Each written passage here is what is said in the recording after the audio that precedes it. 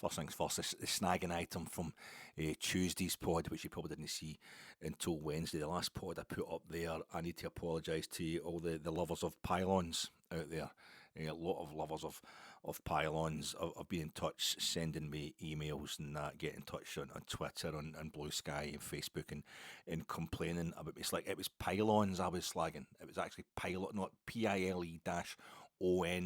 No, plural, taking the plural. It was pylons, like Twitter pylons, social media pylons, ganging up on head coaches, for example, or managers of football clubs, that kind of thing. I was against that, against pylons in life in general, really. But no, pylons, like the big kind of elongated pyramid things, the kind of meshy metal structure things, the big frames that you see going through all the fields and that in our beautiful countryside. A big fan of them in the cables. Now the SSEB, they were complaining as well. What you got a problem with their entire infrastructure in this country, Alec, with the electricity? You don't want? No, I wasn't saying that. I was just saying pylons. It was pylons. I'm quite happy with pylons. I'm quite happy, and I will call it the SSEB, South of Scotland Electricity Board. I'm not going to move the times. Why do I have to move the times? I was at the march in London last Saturday. I'm just going to call things what I want to call them. I'm not going to move the time or take note of developments in education stuff. I'm just going to go back to the way things were and call things with their old terminology. And if that annoys folk, that's too. This isn't North Korea.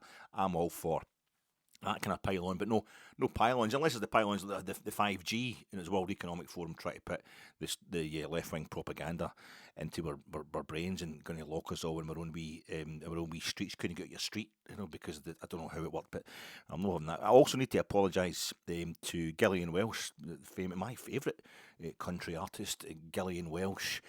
Saw her in the remarkable David Rawlings in concert at the Barrowlands, years ago, a few years ago now, but I've loved her music ever since I discovered her back at the early turn of the millennium, really, probably the best part of a quarter of a century. I've told you many a time and boring the backside off you, basically just boring the backside off you with these podcasts, but one of the things I repeat all the time is how I went to Nashville last year. I'd love to tell you that I went to Nashville last year, finally got over the Country Music Hall of Fame and all that. It was phenomenal. It was a bit of a pilgrimage, and it's Gillian Welsh country music, love it. So I had no excuses. It was after the post-match reaction pod after the Hearts game. I was traumatised.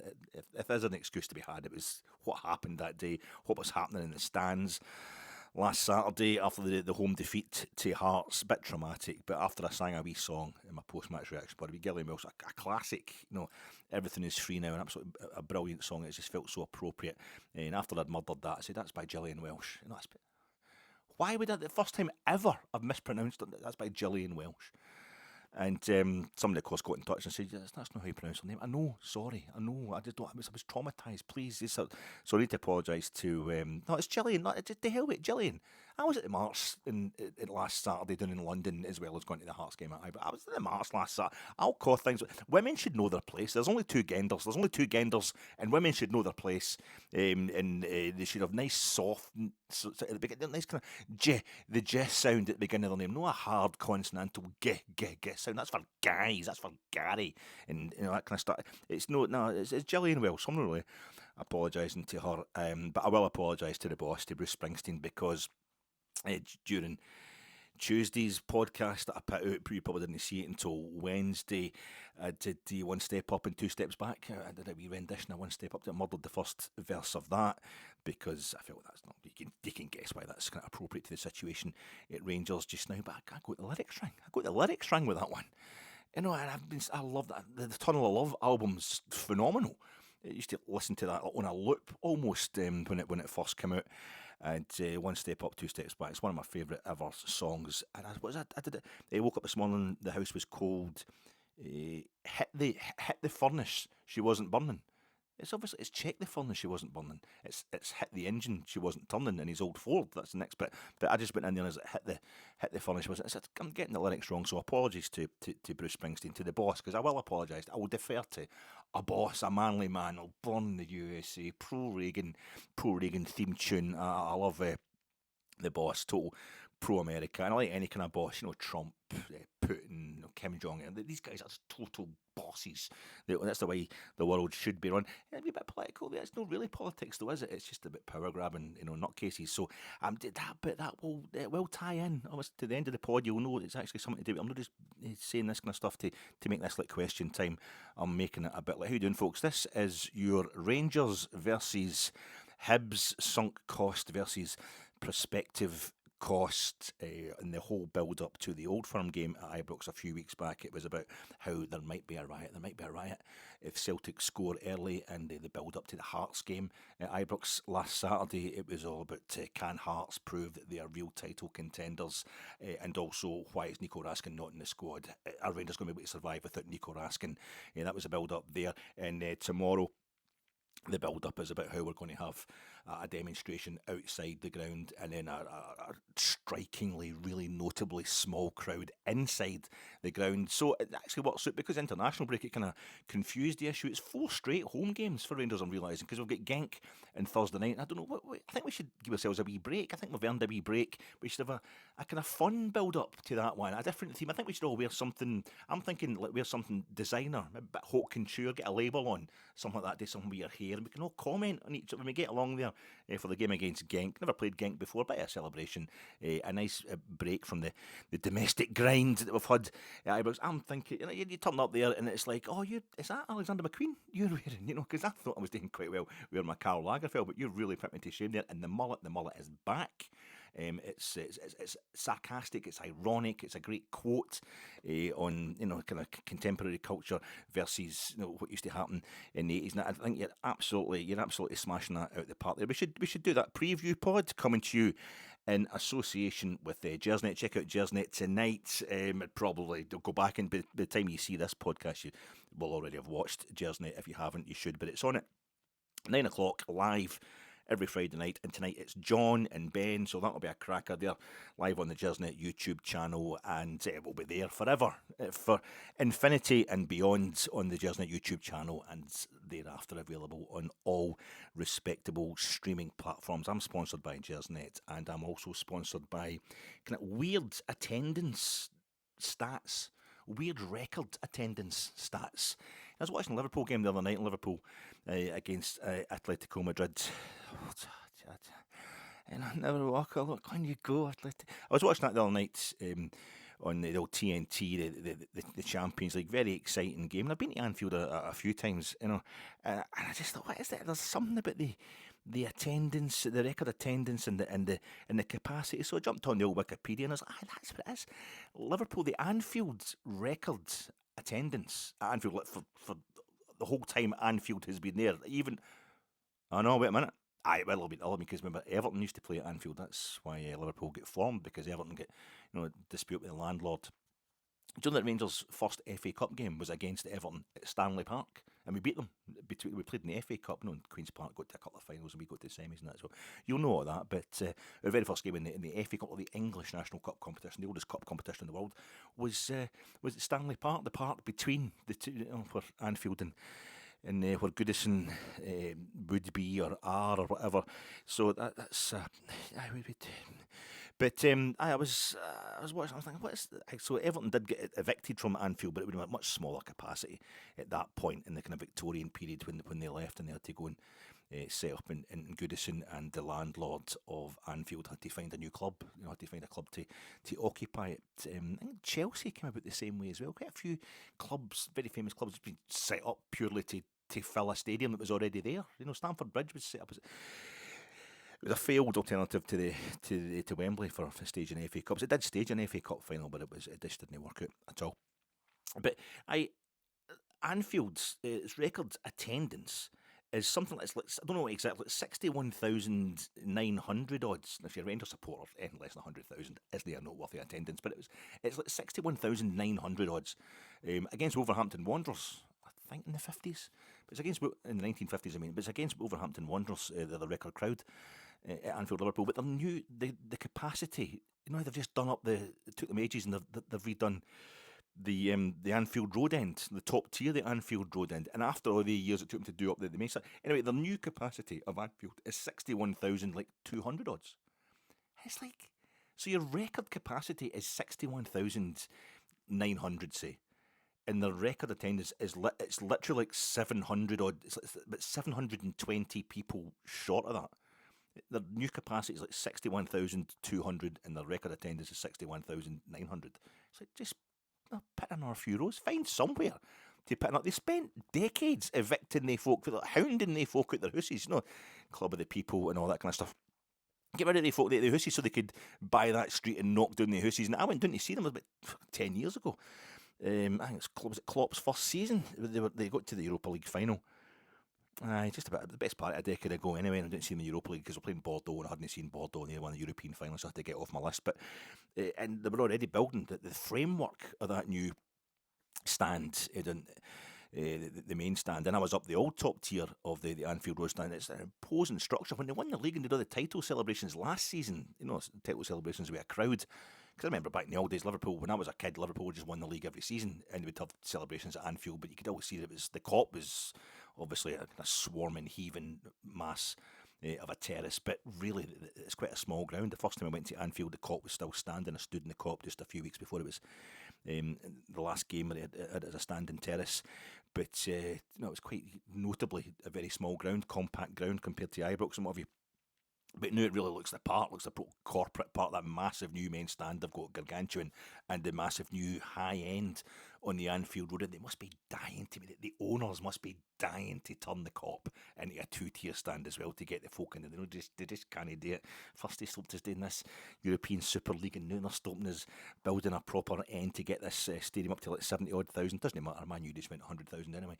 But can you just find all that work, all that massive work, and all the politics and all the years and years of planning permission and stuff like that, having to knock down houses and stuff like that, and you couldn't find like 700 more. That's really irritating to me.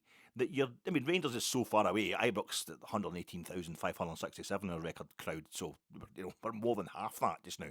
We're current capacity, so it's not even it's not in contention. But to get so close, that you could be setting a new attendance record. It just seemed really annoying. And then I was just thinking about Man United.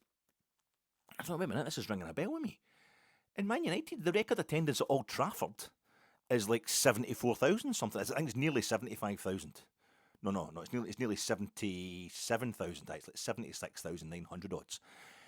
And their current capacity, they've been all that rebuilding what they did at Old Trafford for getting it all seated. This is in the old days, of course, and it was a seating. And the old days, the 77,000 nearly was like in the old days when it's mostly terracing, but it's like 74,000 just now, all seated. Just fine. I mean, the main stand, knock that down, build a new. I mean, it's an Archibald Leach, but knock it down and build a new one. Get a few extra rows in somewhere just to get yourself up to, just 77 or 78,000, so you can make. But they're going to do it. But the record attendance at Old Trafford. It's actually an FA Cup semi-final. Man U aren't playing, and it's Wolves again. Wolves are involved, and it's Grimsby. Wolves versus Grimsby in an FA Cup semi-final in the 1930s, I think. That's a record attendance at Old Trafford. It doesn't feature Manchester United. It does feature Wolves. And I thought, just when somebody said to me the other day, a reply to one of the posts, you think it's bad being a Rangers fan just now? What about being a Man United fan? And that's up for debate, of course, how hard life really is for Manchester United fans. But I was saying, Grimsby, that's quite bitter. Because Grimsby went and beat us in the League Cup recently. The gods of Cleethorpes beat Man United in the English League Cup, and the fact that they've got the record attendance at Old Trafford as well. You decided just to move altogether and go to another stadium that holds 100,000. But it's Wolves against, and Wolves' record crowd at Molineux is just about 61,000, and it's against Liverpool. The same as Liverpool's record crowd at Anfield is 61,000 against the two, 61,000 odds. The record crowd at Anfield's against Wolves, and the record crowd at Molineux is against Liverpool. And it's I find that quite weird. But the weirder thing still is that Manchester United's highest ever league crowd, the highest league attendance for a Manchester United home game, is about 80 odd thousand, 84,000 or something like that. But it was at Main Road. I mean, it's so weird. It was at Main Road because it was Old Trafford suffered bomb damage during the Second World War. It was a few years after the end of the war before they could go back into Old Trafford, so they were renting from Manchester City. Main Road no longer there either as a stadium. So Manchester United's biggest ever home league crowd is about 80 odd thousand, but it's at Main Road. And do you know who it's against? Stoke. It was against Stoke City. But the thing there is, no, Manchester United's. It was Arsenal. It was actually Arsenal. They had that was their biggest home. It was against Arsenal, but it's Manchester United's lowest home league attendance is also at Main Road, and that was against Stoke. Stoke City in the 1940s, when they were still renting out. So the highest and the lowest home league crowds were at Main Road, and the biggest ever crowd at a club ground, not Wembley, not a national stadium, in England, is also Main Road, and it's Manchester City against Stoke. And that was the 1930s FA Cup. I need to see if Stanley Matthews played in both the games. I don't know exactly when he went to Blackpool, but it was he might have played in the biggest ever crowd in Britain at a club ground. The FA Cup game, I think, for Man City against Stoke in the 1930s. It was like 85,000 or something, and then it was like 5,000 or 8,000 folk or something turned up to see Man United playing Stoke in a league game, and that's Man United's lowest ever. It's quite both against Stoke. I find these things really kind of weird and really kind of quite pleasing, because it's also weird that Rangers, you think, Rangers 118,567. That's not Nerd Day 1939. That's the record crowd at Ibrox. Of course, it was a league game, the old Nerd Day derby, Old Firm derby against Celtic. But the biggest crowd ever to watch Rangers, in Scotland is at Hampden. You're thinking a Scottish Cup final against Celtic. The many cup finals we've had against Celtic. No, it's a Scottish Cup semi-final against Hibs. A Scottish Cup semi-final against Hibs, and it's 140. I have to look this up one. I had to take a wee note of this here. The 1948 Scottish Cup semi-final, 143,570. 1948 Scottish Cup semi-final, 143,570 watched Rangers. The Noddle, Willie Thornton, only goal of the game against Hibs, 1-0, 143,570. The final, we played Morton. There's only a miserable 129,176 turned up. So what, part-time supporters or what? Maybe that's maybe it's the Morton fans that don't get a bigger support as Hibs. But for the replay, that was one each. That was a game where Bobby Brown lost the ball in the air. Jimmy White for the Morton, the left half, I think. He played the ball and he got caught in the air. And, in half time, Bill Struth whacked Bobby Brown in the arse with his pimp stick or whatever it was, just to tell him that he's not to do that again. What's your goal, son? Concentrate, son. Okay, Mr. Struth. So it went to a replay, and there's 133,750 turned up at the replay. I'm sure that's the biggest aggregate crowd for a tie in Britain. I'm sure I've read that somewhere when I was a kid. So it's 129,176 on the Saturday, and then for the replay, 133,750. Jesus, absolutely unbelievable. Quarter of a million folk basically turning up there, over that. For a lot of them would be the same folk going to both games, and that's quite wild because Rangers, that's the biggest crowd ever to watch Rangers was a game against Hibs at Hampden, and the biggest crowd ever at a Scottish Cup match at Ibrox, League Cup match at Ibrox, and a league match both against Celtic. Right, that's 105,000 or something. The League Cup game against Celtic at Ibrox, but the biggest crowd ever for a Scottish Cup match at Ibrox was against Hibs. Was also against Hibs, and what was that? I wrote that down somewhere. It's 102,342. And they beat us. Hibs beat us 3-2. And I think that was 1951, because this was what it is. 1948, 1951. Rangers against Hibs. That was the biggest game attendance-wise in Britain, and it was certainly the biggest game in Scotland. Hibs won 3 titles in the late 40s, early 50s. Rangers were winning all the ones in between time. It was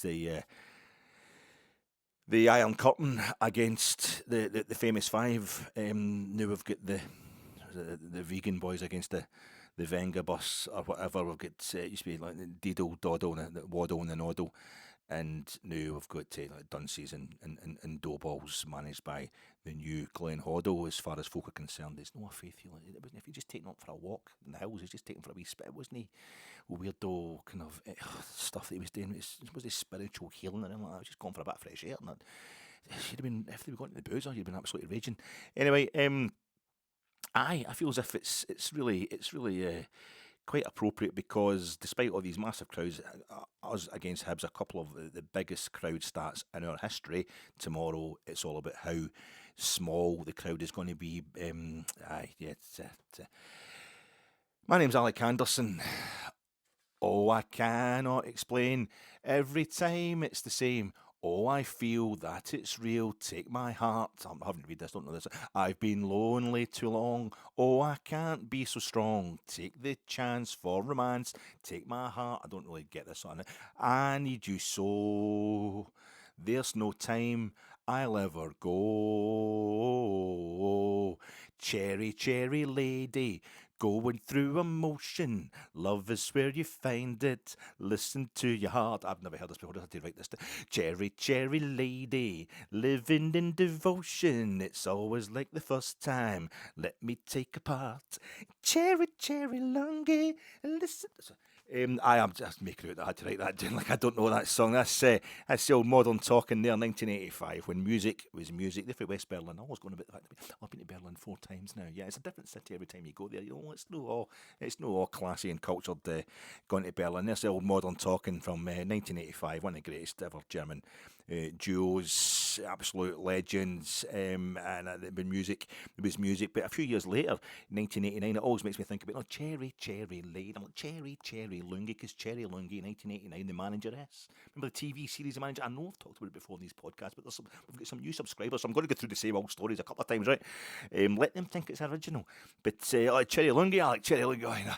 Oh, you know your demographic here, boy. A lot of boys the same age as me watching this pod here. And a bit disappointed, didn't you, last week with the old the Bonnie Blue stuff? You got a bit political in that. You got a bit worthy, and a bit lectury, didn't you, with the Bonnie Blue stuff? But Cherry Lungy, now you're talking. Now we are talking, because remember she's in the Manageress. I watched the first episode, 1989. I'd only be 20 years old. Little coffee adverts and that Cherry Lungy. Oh, she's playing the Manageress. The prospect of a woman managing an actual proper football team. Oh my God.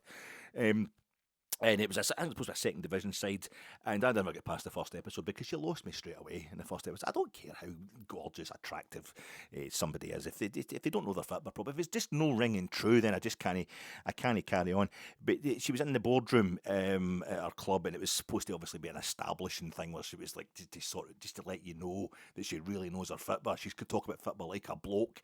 And I don't know who it was she was supposed to be referring to. I can't even remember what her name. I don't remember anything about it except this bit where she goes, "Oh, aye, he's all right," or let's make sure we look after him because it's not director or manager or chairman or something.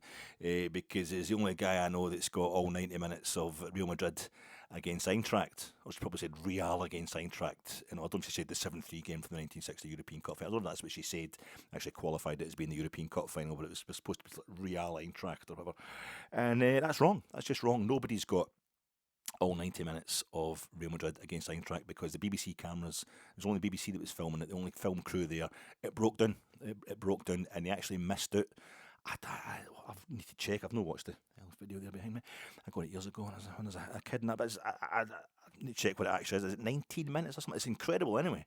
It can't be 19 minutes because it's 7-3. There was 10 goals scored in the 1960 European Cup final. Bit of an exhibition by Real Madrid. Amazingly, only 4 goal scorers. 2 for each team. Shared all these 10 goals, but the cameras broke down for 90, and the longest there was between 2 goals was 17 minutes. But somehow it managed to catch all the goals. It's actually quite a miracle. So I missed the whole. I missed that. That was me. I missed the rest of the Manageress. I think it ran for 2 series or seasons, if you like. But I felt as if that just the other day. I was thinking about it the other day as well, because when I was watching that game at Anfield the other night, Atletico Madrid come out for 2 weeks, yes.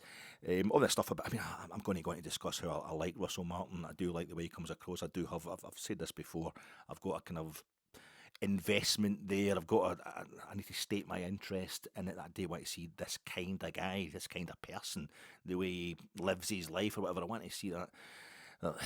His kind of ethos in life in general. I would like to see that succeeding at Ibrox. But I must admit, when I'm watching, just can't help myself when I'm watching El Cholo, Diego Simeone, just steaming in there. Can see a last minute goal after coming back to 2 each. He just steams right into the front row of the crowd at Anfield. You want some? Let's have it then. He's just psychotic, and I would have him at Ibrox in an absolute second. El Cholo. But I watched Marcos Llorente scoring 2 goals at Anfield again, and he's the great nephew of the guy. If you see both the pictures there, the one that's the video, the BBC video of the 1960 European Cup final, and then a wee postcard that I got from a collectibles place many years ago. It's the same picture of the Real Madrid celebrating after the 1960 European Cup final, 18th of May 1960, in front of 127,621 people at Hampden Park, the biggest crowd ever at any European club final. And the guy who's got his arms stretched out and kind of big face, but not the tallest, that's Paco Gento. That's Francisco Paco Gento, who I've met. The wee postcard, you can't really see it. It's got his. Can I reach it? Can I reach it without knocking everything down there? There we go. That's him there. You can maybe see. I'm holding up to the camera there. It's the guy who's got his arms stretched out. I'm just trying to put my finger on him there, on his face there. You can see the scribble perhaps below it. That's Gento. That's him. Gento writing Gento on a postcard, and it was signed by Gento himself outside Glasgow City Chambers on the 11th of April 2002. Part of the party handing over the European Cup before May's final. I went there to catch Gert Müller because Bayern were the holders. But they had Gento there because he was part of the greatest game ever played at Hampden. So I got his autograph, and there was Marcos Llorente, who's actually his great nephew, scoring a couple of goals at Anfield in the European Cup in the very competition that made his great uncle so famous. Or his great uncle helped to make. He's the guy who's won 6 European Cups. Paco Gento, 6 European Cups. He scored in 2 finals, but it's quite an amazing thing when would you come Danny Carvajal equalled that record and properly equalled it. I think Toni Kroos and Modric and that, I think they did substitute appearances in the final or were on the bench or something like that. I think I need to double check, but I'm pretty sure Danny Carvajal was the only guy like Gento to have played in 6 finals, 6 actual Champions League finals, or European Cup as it was then, and won them. Gento played in 9 finals altogether. And I thought, well, maybe that's and Carvajal, of course, scored. He scored in the 2024 final against Dortmund, so that was quite an amazing thing to do. Gento was an attacking player, obviously a winger, whereas Carvajal was overlapping all the time as a fullback. So it was amazing that he gets a goal. And I thought, well, Gento played in the losing Commonwealth Cup final for Real Madrid against Chelsea in 1971, so maybe that's a tiebreaker. But of course, Danny Carvajal scores. He plays for Spain. Gento was a captain of Spain. He captained Spain at a time where they couldn't get to. I think, he played for them in 1960. Did he play for them in 1964? He would have done. I need to check that. I was thinking that's a tiebreaker because Danny Carvajal's won the champions, the Nations UEFA European Championship. They won with Deloney. He's won the European Championships last summer there, didn't he? I'll need to double check that. Gento will have played in 64. So no, Gento does still win. He's still beating them in tiebreakers with having played in the Commonwealth Cup final, even though he lost it, and having played in 3 losing European Cup finals as well. But what an achievement. I don't know why it's Cherry Lungy. What's that got to do with anything? It's just weird. It's just bad stuff, isn't it? Bad records. That's a bad record by modern talking, and the thing that's kind of appropriate just now, I feel anyway, in this rambling podcast, is the bad records. The bad record that we're on just now under our current manager, but it ties in with the fact that the good Rangers, look up Rangers record statistics, like that crowd and all that. Record crowd at home in the Scottish Cup. We get beat off Hibs, 1950. We get beaten off Hibs. Carlos Cuellar, the most competitive appearances in a single season for Rangers, 65 appearances in that 2007-2008 season, absolute epic season. We played 68 games altogether, the most any Scottish club has ever played because of no sporting integrity.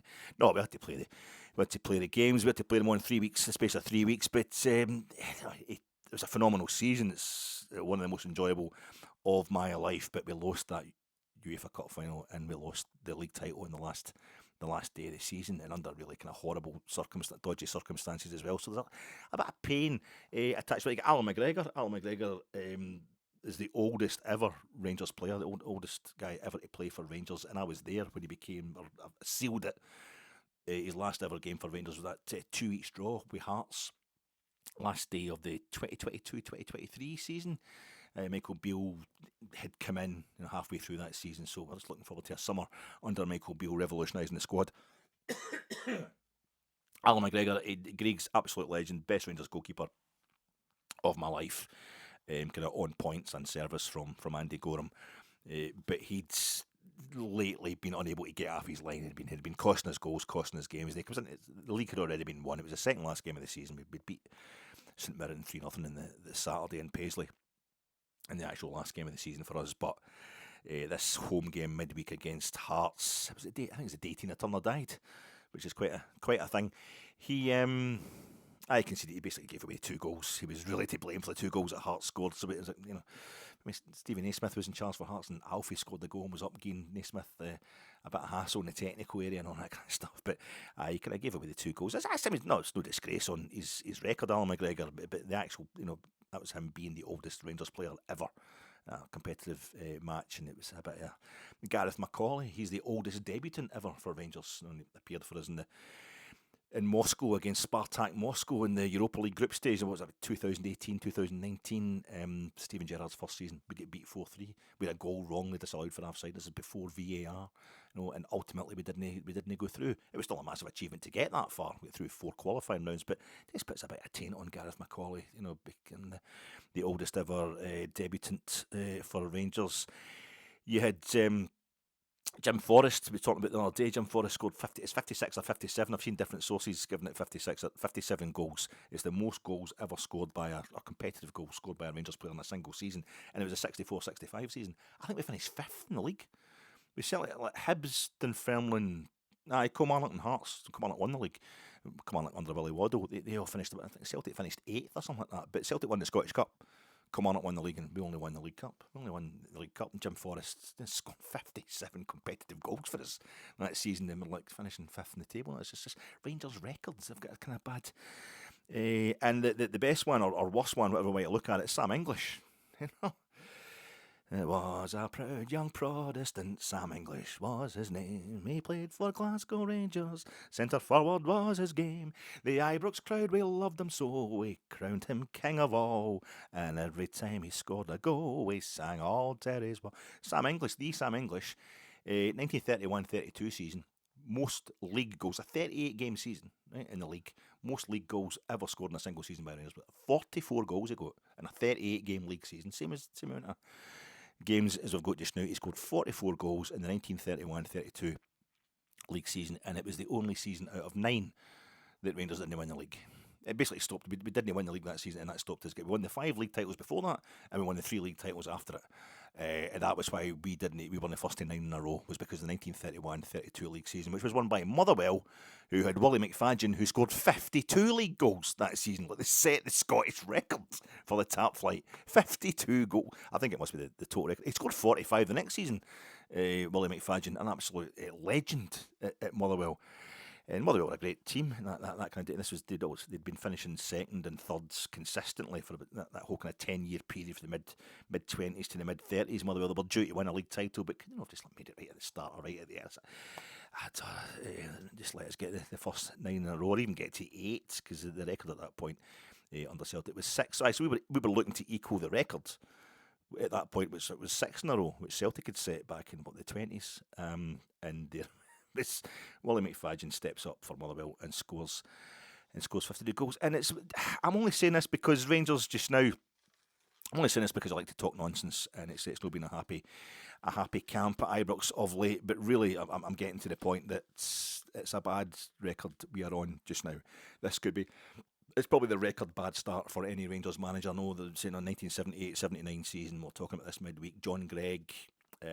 He took to his 7th game of his first season as manager of Rangers, and we know that he get drafted in right at the last minute, John Gregg, because Jock Wallace surprisingly left us, had a wee dispute with the club and left us a bit in the lurch. So John Gregg goes in, takes over, and he actually won his 7th league game in charge of Rangers, 78-79, and drew the next 2, so it was one of his first 9 league games. But the League Cup there, I don't think it was League Cup sectional stuff, the old group stages then, but the League Cup, and it was home and away. I think it was Albion Rovers and Forfar, right, lower league clubs. We beat the 2 of them home and away. And I don't know if Clydebank were lower league at that point. No, if it, aye, sorry, Clydebank. It's because Davy Cooper scored against Forfar, and we played Forfar a lot of times in the late 70s, early 80s, and we played Clydebank a lot of times around that period as well. So I'm getting confused. But it was Albion Rovers and Forfar. We played home and away, and we beat one of the games. So we'd won 4 games, in the League Cup up till right early September, up to before we won that game against Mother. So domestically, it's the worst domestic start. And we got to the quarter-final European Cup that season and won both the domestic cups, and got into, it was a title decider right at the end of the season with Celtic. So it didn't really impinge us that much, that slow start under John Gregg, but he was actually racking up domestic wins. We've only beat Alloa. That is it. Our current manager, our current new manager, our current head coach, Russell Martin, has had one domestic success so far. He has beaten Alloa Athletic of League One in the League Cup. He really needs, and this, Giuseppe Verdi, 3 operas in his middle period. Paganini, he's got the 24 Caprices, famously the violin stuff, and Shakespeare was 154 sonnets in his famous sonnet cycle. Shakespeare at 154 of them. I say 3 operas in Verdi's middle period. I think I've seen Rigoletto in the telly.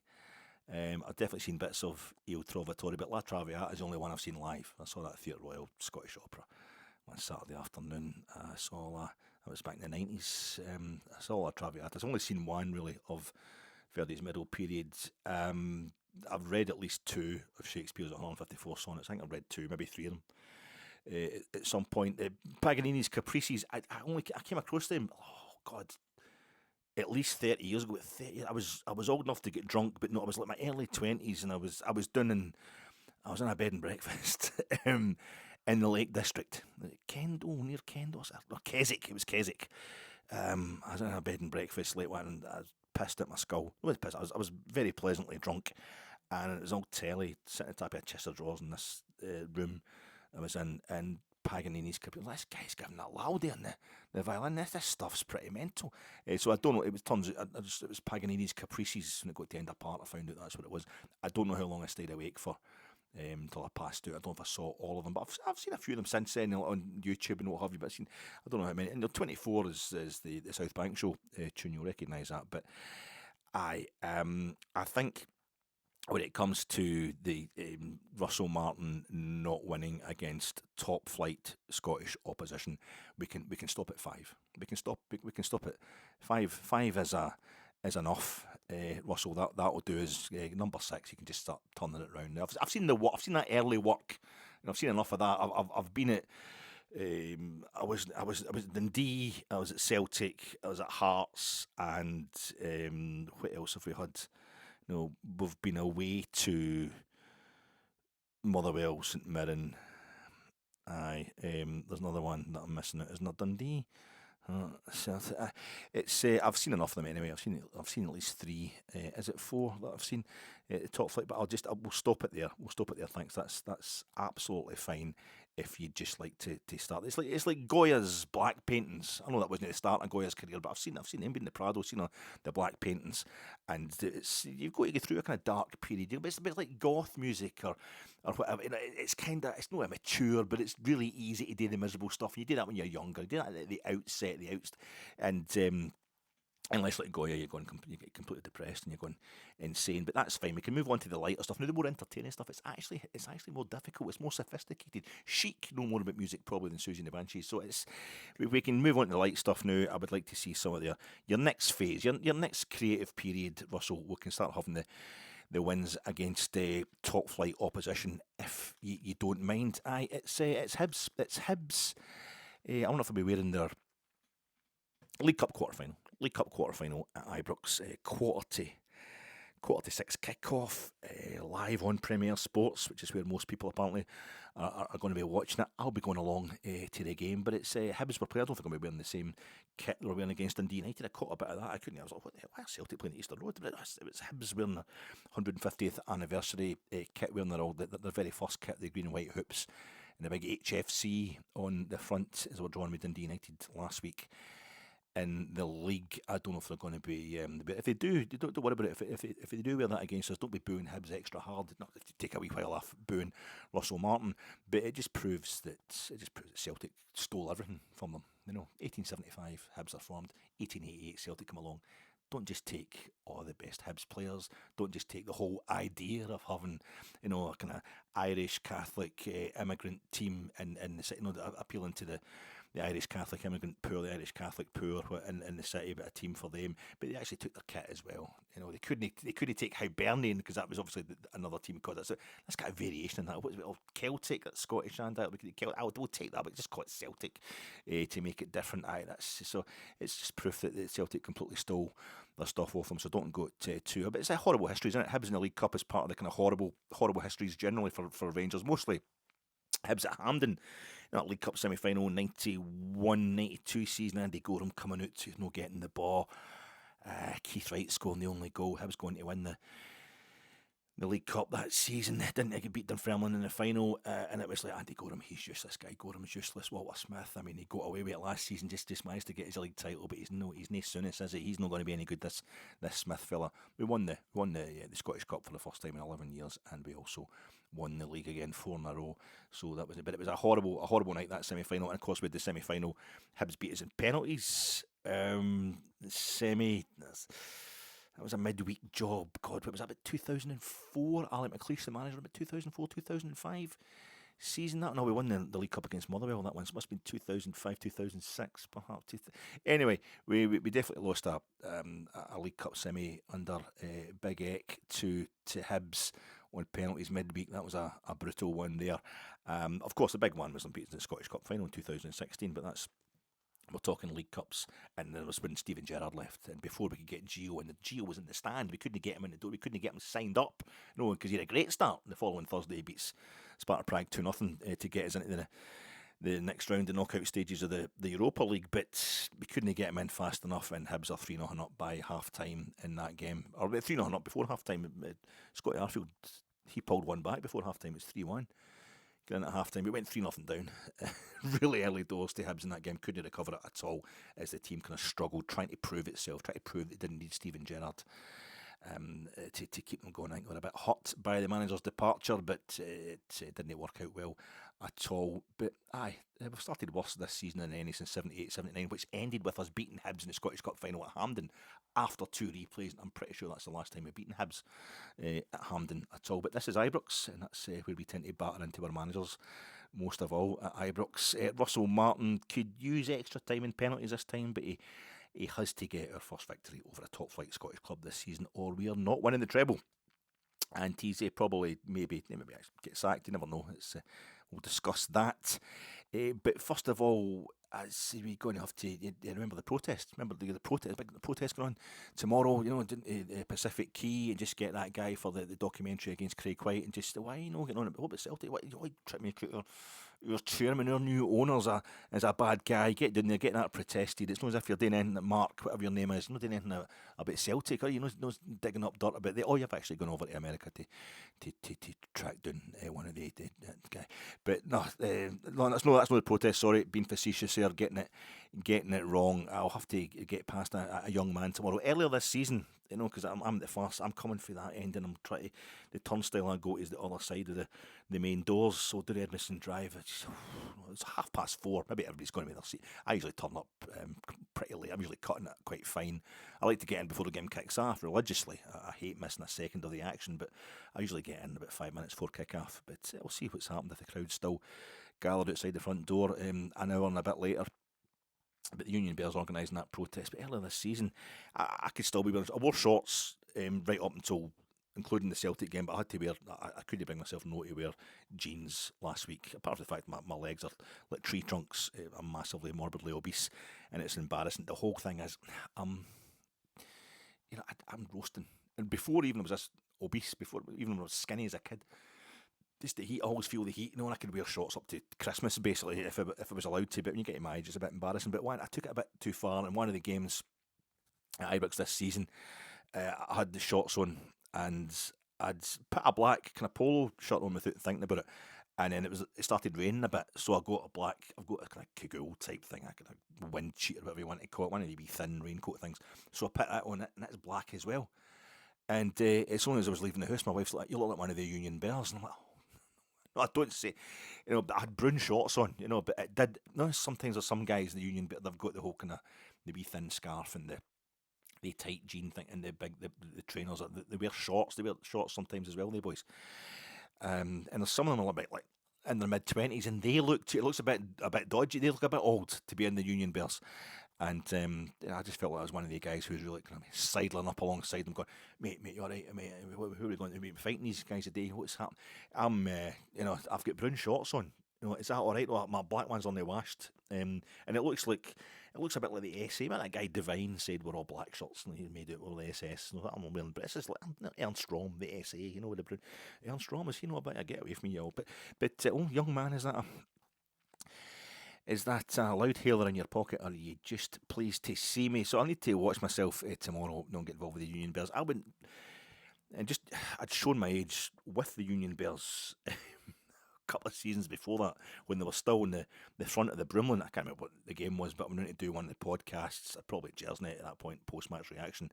I went round to the back of the Broomland. I thought, because it's on my way home, I'm heading home that way from the main stand anyway.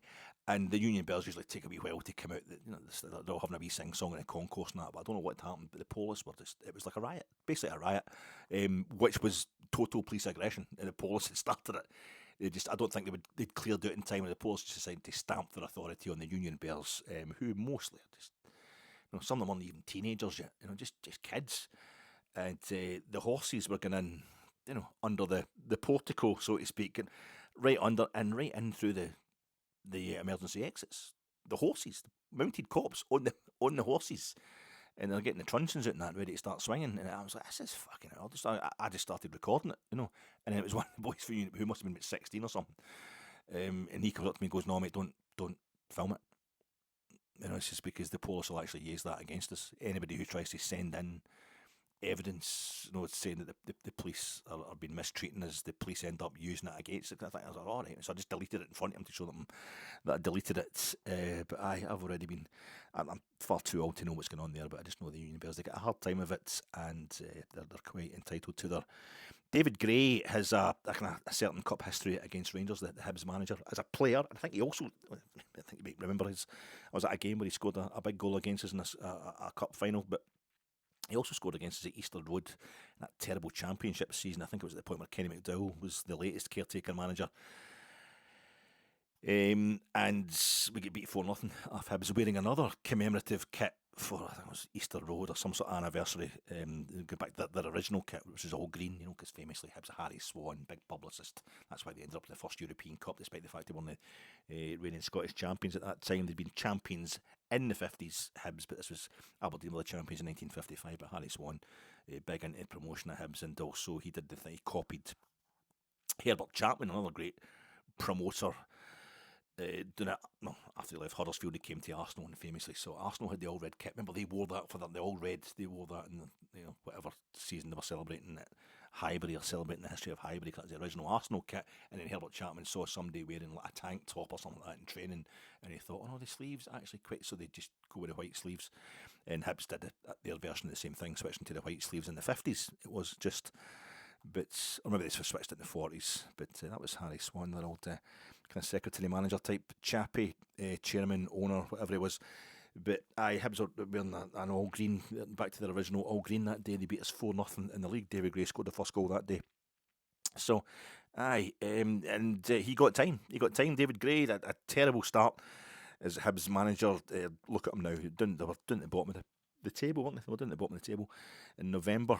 Now they're 2 points in front of us. I think that might be 2 points in front of us in the league. And we haven't played a game less, but they should be so confident about winning on Saturday night that they end up they'll Hibs it. They all haven't Hibsed it, across the front of their hoop kits, their new shirts, their new commemorative shirts, as the kind of HFC and ye olde Victorian kind of DOC gothic font.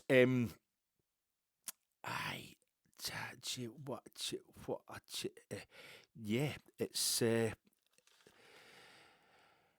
all the Ibrox kind of anti-Martin hate and bile the media were hoping to see at the Old Firm game didn't really come to pass until the Hearts game.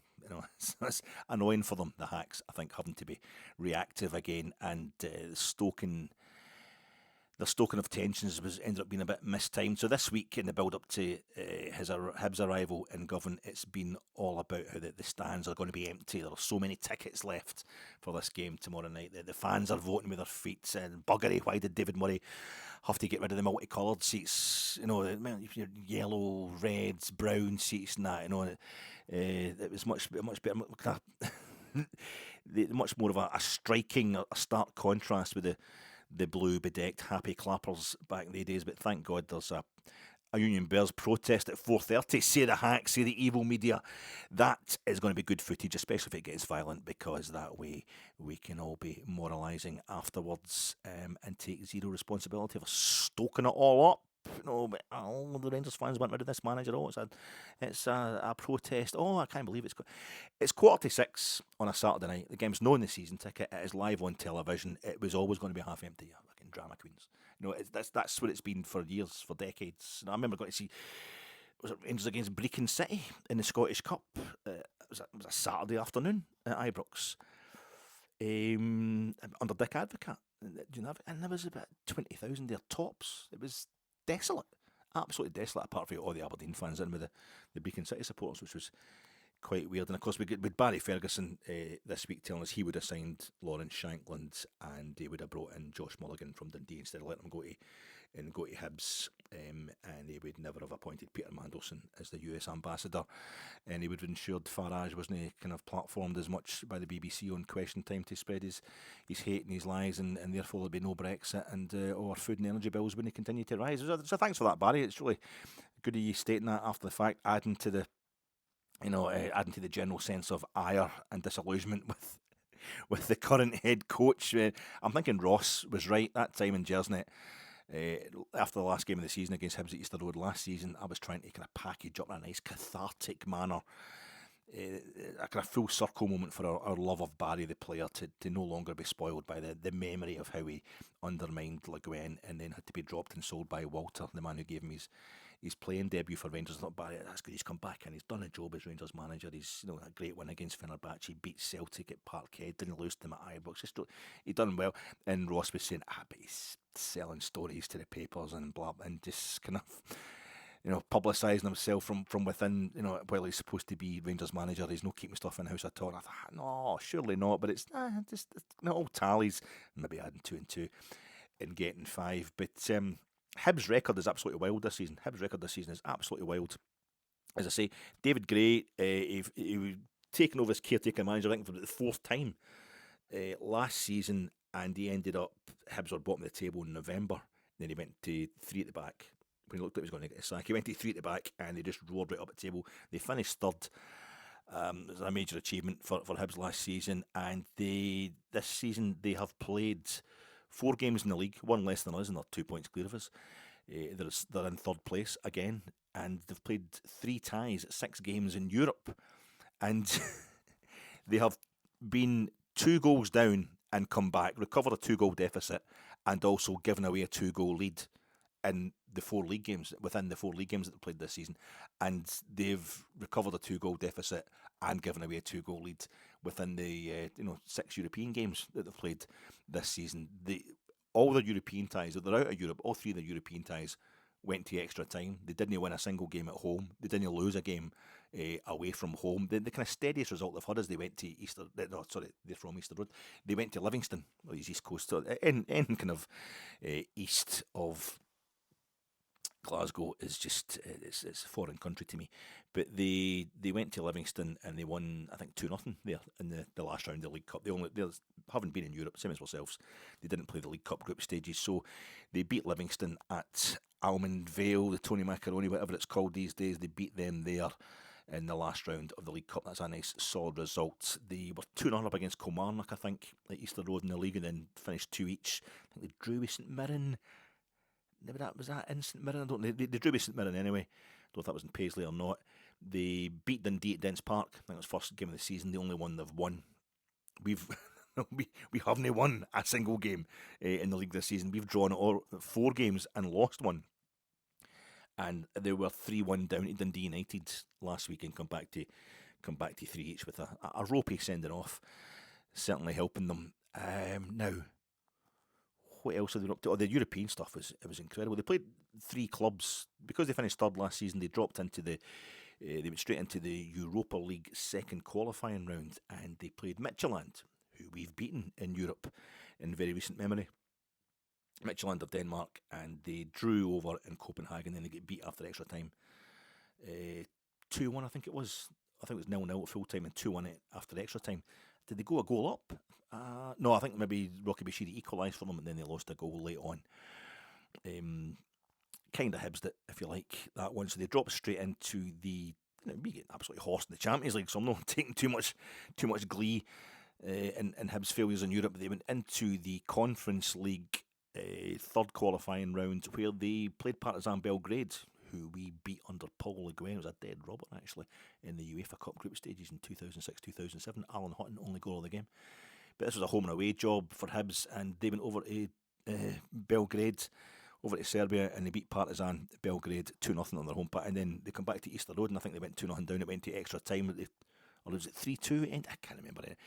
But Hibs won by the odd goal. They get beat at Easter Road. It might have been 2-1 after extra time, but through they went to the playoff round of the Conference League, where they got Legia Warsaw, our old pals. Alfredo scoring the only goal over 2 legs under Steven Gerrard. That was the playoff round of the Europa League we played them in. That was a great night at Ibrox, that one. But not so great for Hibs at Easter Road. I think they beat Hibs at Easter Road. Was it maybe 2-1 or something like that? 3-2. But the odd goal anyway. Then they go over to Warsaw and they go another goal down, but then they scored like 3 goals in the space of like 10 minutes, Hibs, and they're winning the tie, and they concede an equaliser in injury time and then lose the game in extra time. So a bit of Hibs in it going on there, but they're all over the place. They're absolutely wild. Hibs, they have no fear, and they will be really looking forward to coming to Ibrox, where the last time they were here, they beat us 2-0 in the league. That was in April under Barry Ferguson. The last time we played them at Easter Road, of course, we drew 2 each, with the phantom goal playing a large part in it. Thanks, Scottish officials. We drew 3 each with them in January in the league as well, and I think that was one of the days that David Gray showed how astute he was as a manager, but also showed that Rangers didn't know how to play with the ball. We're only good playing on the counter attack. David Gray sussed that. Let us have more of the ball. So that's why we have a head coach just now who knows how to use the football. Hasn't showed any great signs of that so far, but that's why he's here. That's why he should be here.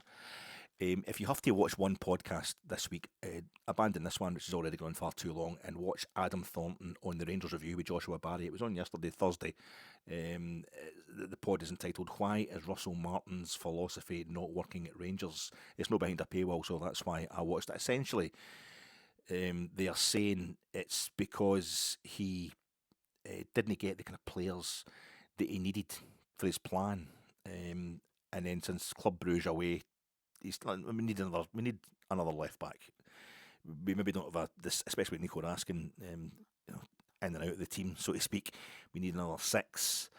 Maybe some of the signings he's got, Max Aarons hasn't quite worked out, obviously. So it means maybe some duff signings, some strange signings, some signings that just haven't worked out. But he's changed his plan, so he really doesn't have the guys that he needs for that plan. Not moving from the kind of 4-3-3 to the 4-2. 3-1, 4-2-1-3 that he's been playing. Of course, there's much more to this, much more to it than that. Some of it's a kind of cultural, some of it's legacy issues, some of it is far more intelligent than anything I could come up with. But these are the guys you should listen to, like Joshua Barry, and he's famously the Rangers Review. These guys have been on Jazz Night as well. Adam Thornton from Heart and Hand, really clever tactics guys. You get Patrick Caskey as well, guys who love the club without getting kind of hysterical, and who can properly analyse the tactics and the data. They've got the intelligence there, but they explained why like Asgard and Gassam were on the wrong side last week versus Hearts. It's not necessarily an explanation that puts Russell Martin in a much more favourable light than he is currently, but it's not just as random as he's deliberately playing guys in the wrong side of the park, as was getting thrown at him from the stands around me last Saturday, and I worried he was going. I actually thought he was going to three at the back last week against Hearts, but it's because Tav is not crossing the halfway line as a fullback, and I thought, and guess Magoma was going way up, really advanced. He's playing a proper wing back role at left wing back, whereas Tav's holding back. And I think this is because of Tav's age. But it made it look kind of like almost like we're playing three at the back. Tav was coming in as another centre half, as a position he can play. But because he's not going as far forward, the manager felt we need more over in the right hand side to kind of cover for Tav. That's why Asgard's getting dragged over there, and of course Gassam is playing over there. And people were raging about that as if it just it had been done just to annoy them. But it was good to know that there's reasons for this. I would advise watching that podcast here because it explains stuff. The boys don't have the answers. They're as disappointed in the way things have gone as we are, but they're giving it a bit more. Hibs, they've got American owners as well. American ownership, if you like. The Black Knights involved in there. The same guy involved in Bournemouth. Bournemouth who are about to double the size of their stadium down there, get it up to like 20,000 capacity. So basically, Hibs have got the capacity that Bournemouth are trying to get to, and look at the money Bournemouth. I think his manager's going to end up going to Man City, and I think they're third just now, Bournemouth, in the richest league in the world, or fourth or something like that. Quite incredible. And they also have that. It's really fascinating me, this 150th anniversary kit. At least Hibs went for it and actually wore it. It's this thing here. I've got it, and I got a book about Hibs years ago, and again I'm doing pictures in this podcast. That's it there. See, it's actually green and white hoops, even though that's black and white, because it's from 1875 with HFC written across it. And that was Hibs wearing a modern version of that. They're wearing, as a modern manufacturer had made that kit. So they actually went for it, unlike ourselves. Now, our 150th anniversary game, remember at home to Aberdeen? We were supposed to wear the all-white kit in the famous photograph, the Gallant Pioneers, the first ever Rangers team group photo, was supposed to wear that, they kind of all-white, but it didn't. There was some sort of reason we didn't wear it anyway. We played Aberdeen. It was a game where Kamar Roof came on for Morelos, and everybody was up in arms telling Gio to get it. And Kamar Roof then scored the winner right at the end. But we're having a protest.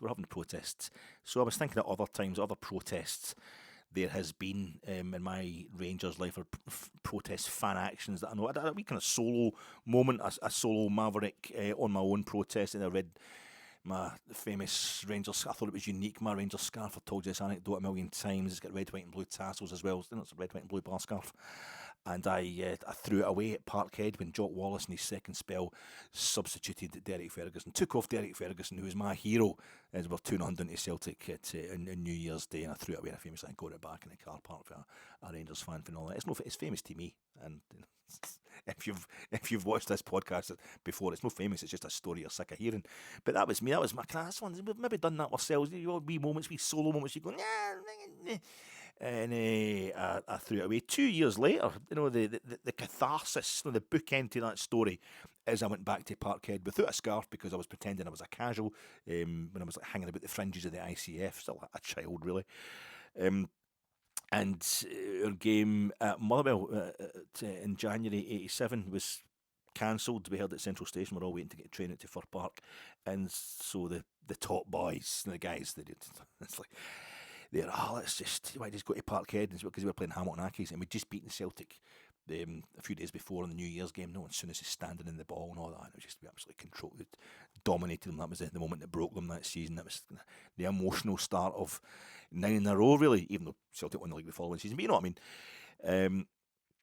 So we went along there, and I get on the Celtic end, and quite pretty soon the police basically come in and saved our lives and marched us around the track into the Rangers end with the Hamilton's fans.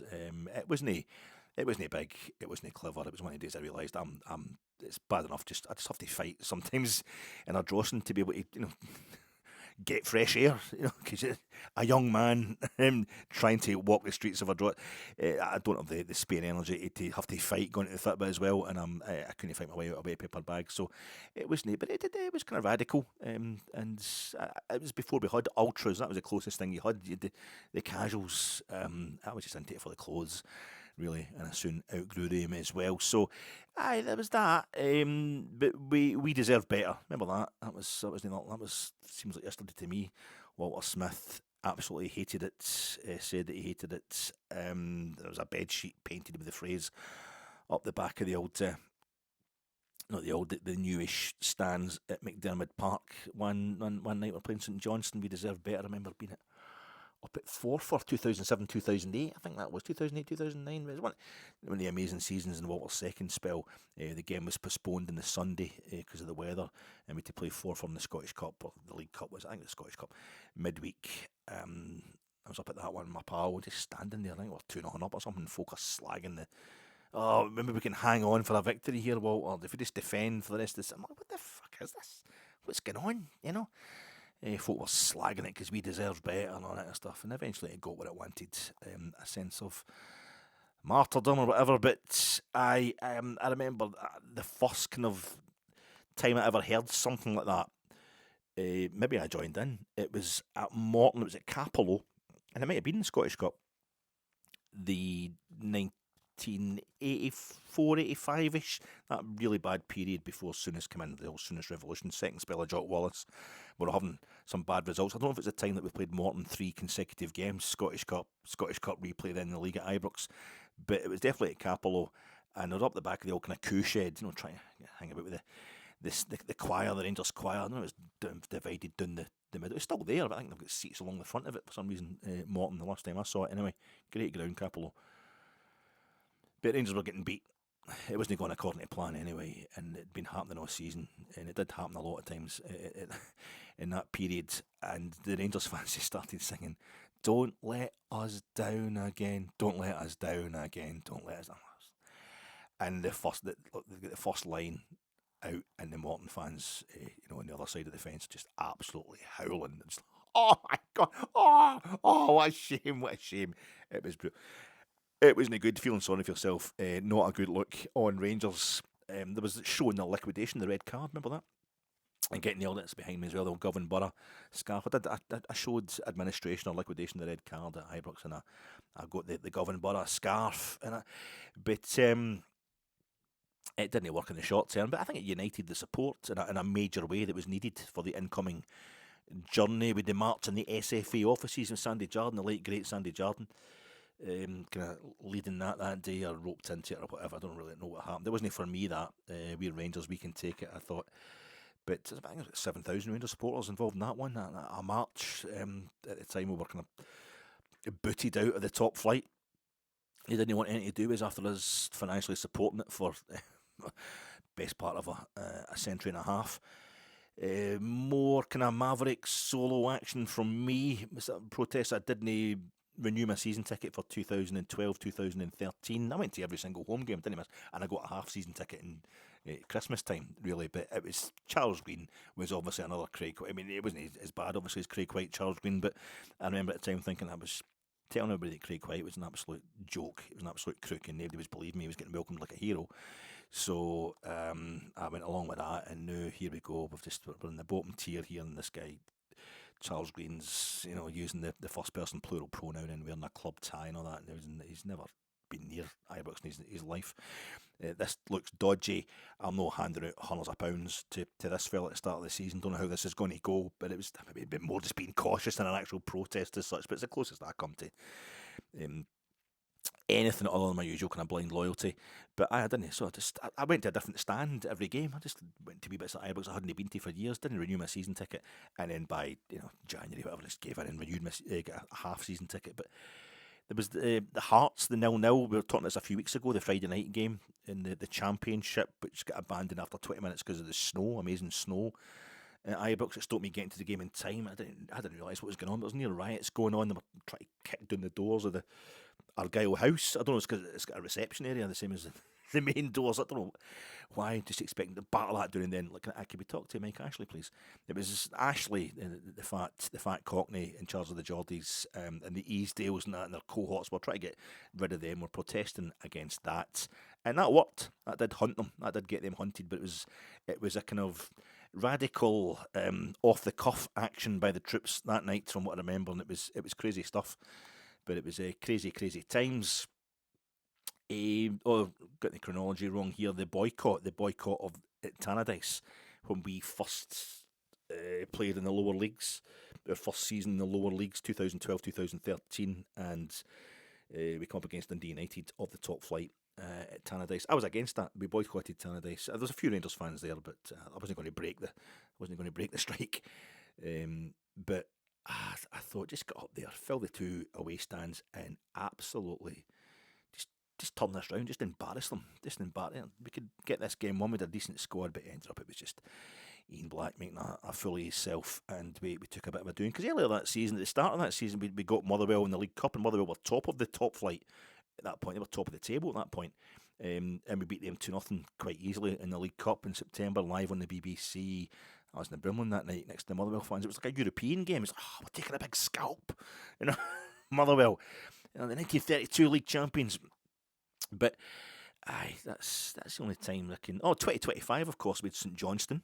Was it St Johnstone game? I think it was before the Queen's Park game this year, January, February time.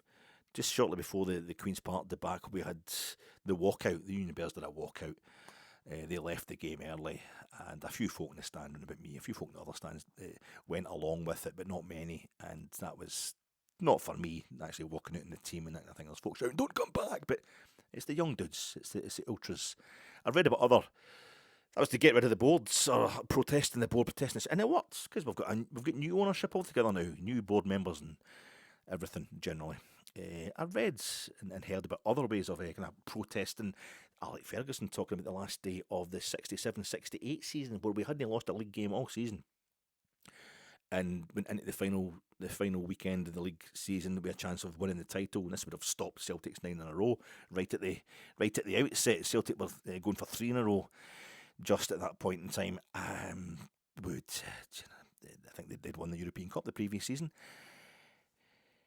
Aberdeen beat us 3-2 at Ibrox. Celtic obviously won their game, and that was that. I don't know if the league was already effectively lost anyway on goal difference or whatever, but we might have been looking for somebody to beat Celtic for us. But when Aberdeen beat us, that was it. It was done. I remember Alec Ferguson talking about that. I don't know if he was supposed to be meeting somebody to go for a drink. Was it his wife to be, Kathy, or whatever? I don't know, but it was an anecdote from Alec Ferguson anyway. He's playing in the game, and he said he just had to cancel whatever it was he was doing because they couldn't go to the dressing room because the punters were outside pitting the fucking windows in and stuff like that. It was apparently it was mayhem, total mayhem. I don't know, any older supporters who might have been there that day, let us know.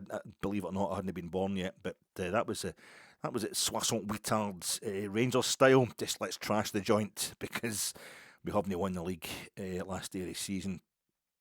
1909 Scottish Cup final, of course. Ourselves, Glasgow United, Rangers and Celtic fans getting together. The 1909 Scottish Cup final replay didn't go to extra time. Teams went back down the tunnel. There was going to be another replay.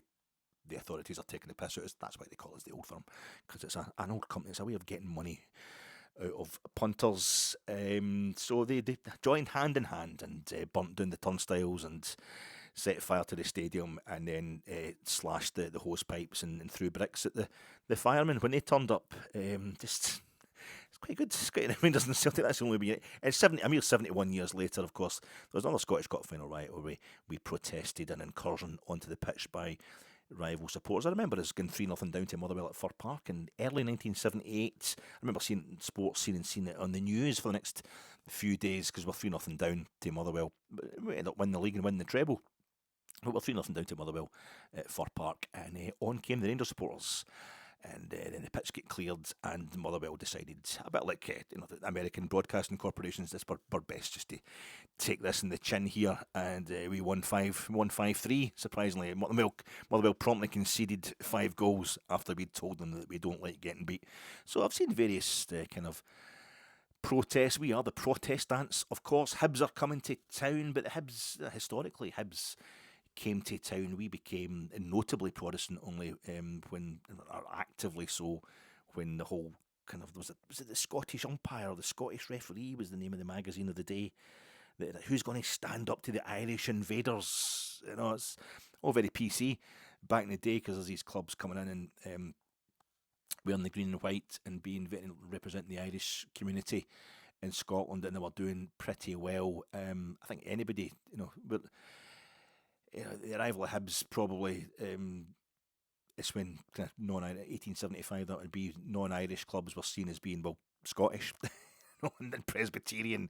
I think there was a few Scottish Catholics before the potato famine, and I think there was no football at all around the time of the greatest potato famine, and Scotland had a wee tatty famine as well.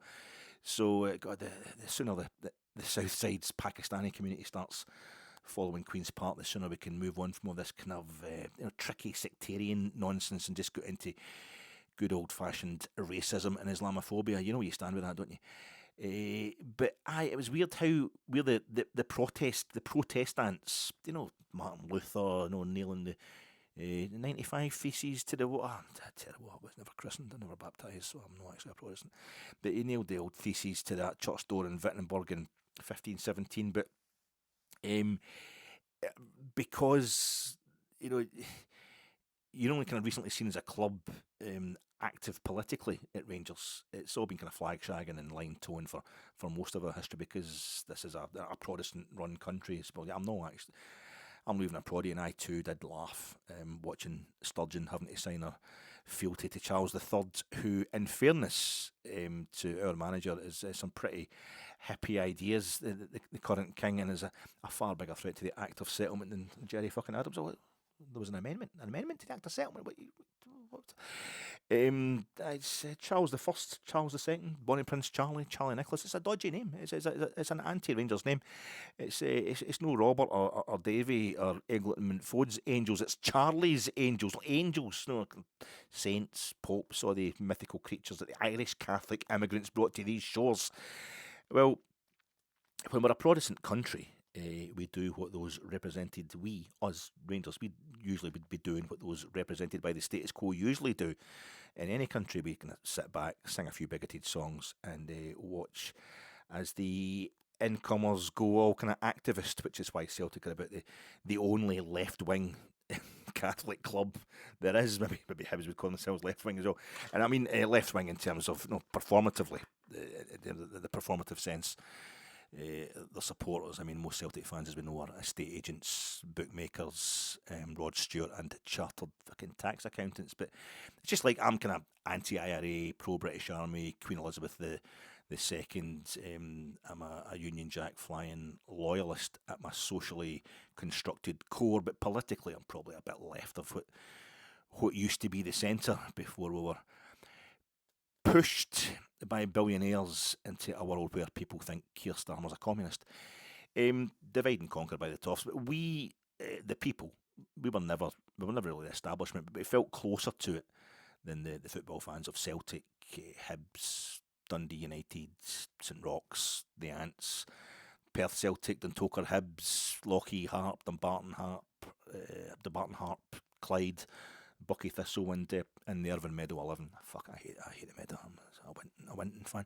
You know what I mean? And I do have my own one of Queen Vic's. I do have my own junior team. I don't. So there's Rangers in Scotland that I support, and they've been sponsored by kind of ice cream parlours and chip shops, and a man called Pat, who, when my sister and I went to see the Winton as part of her 41st birthday celebration, she stayed in London now. I stayed in Glasgow, so we'd back to the old hometown, see mum and dad, and have a wee Saturday out to ourselves. We spent so much time in the kind of fan bar. We went to see the Winton, the fan bar at Winton Park. No, the actual hospitality, which is under the old main stand, I think. But and they kind of basically it's a haulage container. You know these places, and the juniors, it's kind of haulage container with lots of framed photographs inside. Guys just selling cans of lager and stuff like that. But we thought they went and won 2-1 with a last minute goal against Girvan, which was actually an equaliser. You can't carve windows through that kind of corrugated steel, just doesn't it?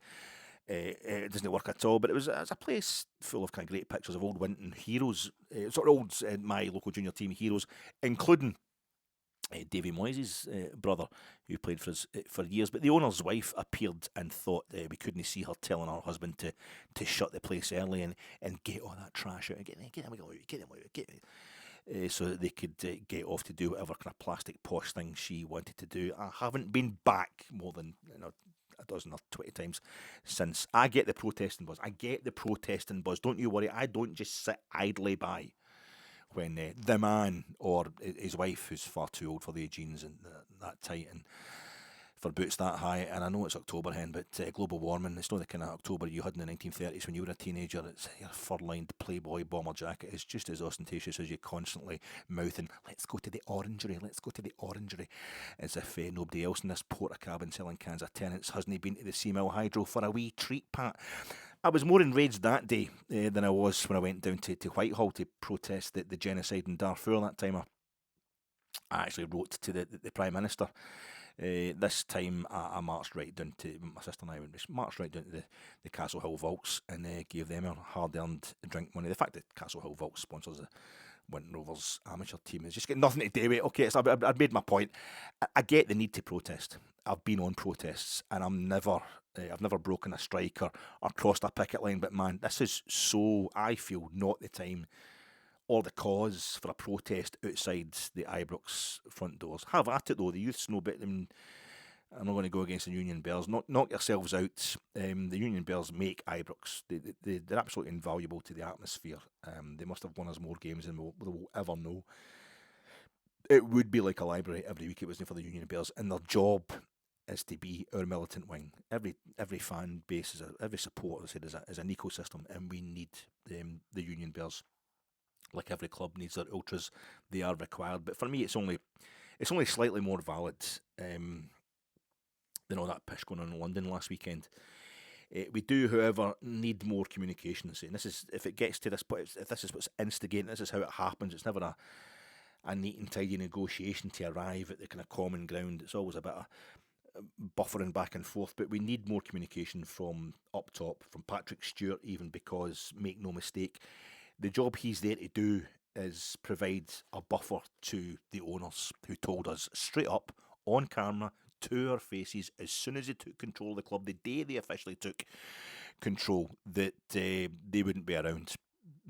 They'd only be heard from intermittently because they'd be in America doing the work that gave them the very money that allowed them to take us over. I know Andrew Kavanagh is coming over for the game this weekend, but apparently that was in the works anyway. Okay, I think they said they would also be over here if things were bad, but you can see why Thelwell is the one who made a recent kind of statement, because any interview with Rangers TV, the club's in-house organ, is a statement. Basically, if Patrick Stewart makes too many customer-facing interactions and the Coke isn't getting any fizzier and the fries are still a bit in the cold side, then pretty soon you're going to start asking for the area manager, so to speak. So it's a buffer. It's a buffer that needs to be supplied by from Thelwell to Stewart, and from Stewart to the.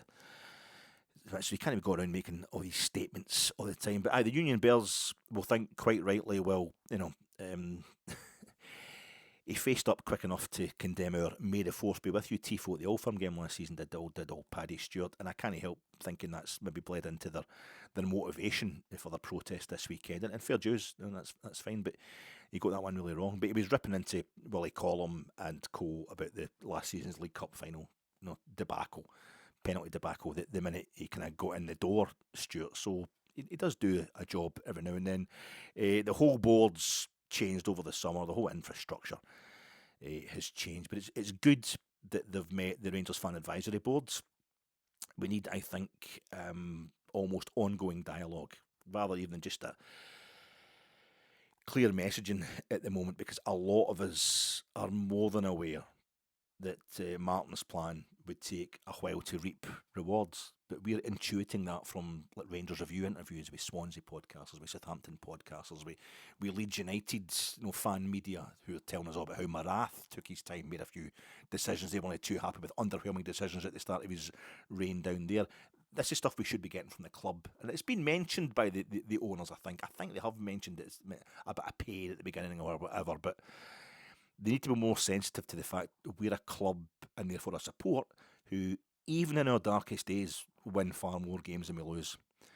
They need to reiterate their philosophy and how it kind of aligns with Russell Martin's when it's going to be entailing such a kind of massive deviation from the lowest bar of domestic performance expected from a club who've had precisely one league season in any division since the leagues began in 1890. When we've lost more games than we've won, when we've never finished lower than 6th in any domestic league table, and we've only finished 6th once. Russell Martin, yes, he warned us of short-term pain on a consistent basis since he's arrived here, but if he's delivering that pain on the park while warning us of it, it looks like he's covering his arse. That's the job of Kevin Thelwell. That's the job then of Patrick Stewart, to cover the head coach's arse or sack it. Explain how this early season form is part of the plan, because it's so unusual for Rangers.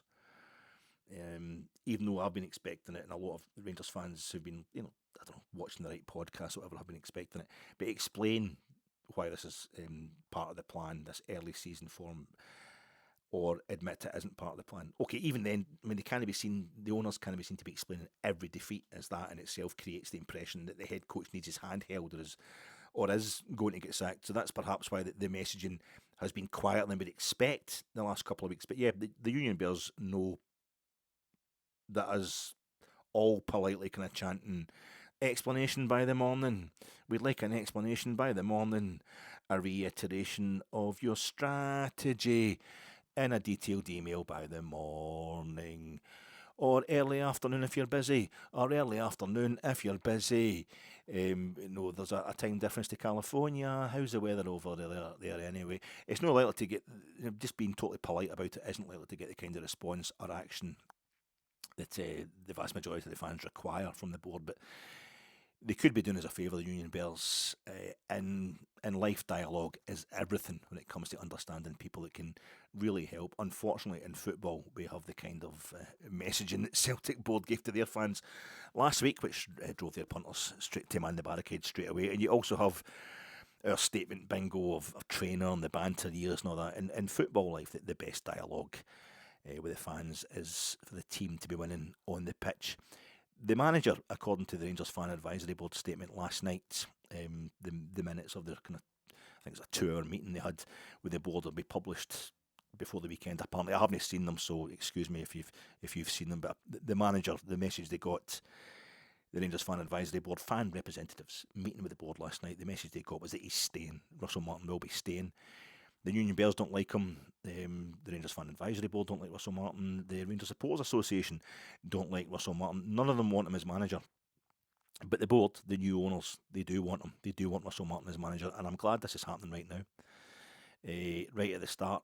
It is political. It was always going to be. If Russell Martin had begun with a domestic winning streak, aside from the fact it would mean he wasn't doing the job properly, because he's supposed to be stripping everything down. He's supposed to be stripping us down and resetting us. It would have put all this on hold. This kind of headbutting with the new owners, testing of the metal by the fans. We're as well to realise now, as Russell Martin said so brilliantly in his kind of pre-match pressers today, that this board aren't just visiting. They aren't just here for the glory. They actually care. They're here for money as well. They're so obviously here to make major money, the new owners anyway. But the way they're doing it is they actually care.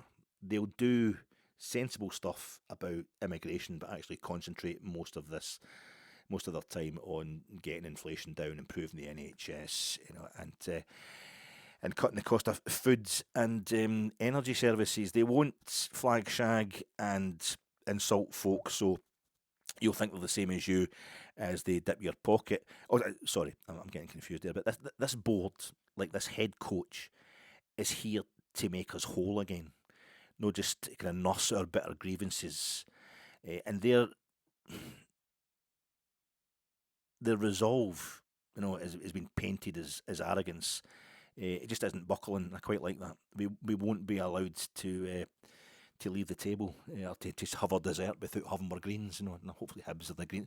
Panathinaikos, we had a good result against Panathinaikos. Maybe we've got a thing for green and white teams. Celtic couldn't beat us, and they're the champions.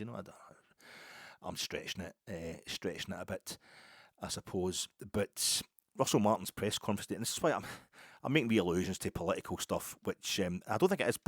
Personally, right, I don't want to go on about this stuff too much. You'll know I don't even. I'm basically a bit left of centre, probably politically. I mean, I didn't vote for Jeremy Corbyn. I didn't vote for Labour. I went to Lib Dems, and it's not about winning or losing. It's not football. It's about what you believe in. And the Lib Dems were openly saying they would turn round Brexit. So I'm kind of there's a lot of really left wing folk who think Brexit's absolutely fine because they've got real problems with the kind of laissez-faire economics of the European Union and stuff like that. But I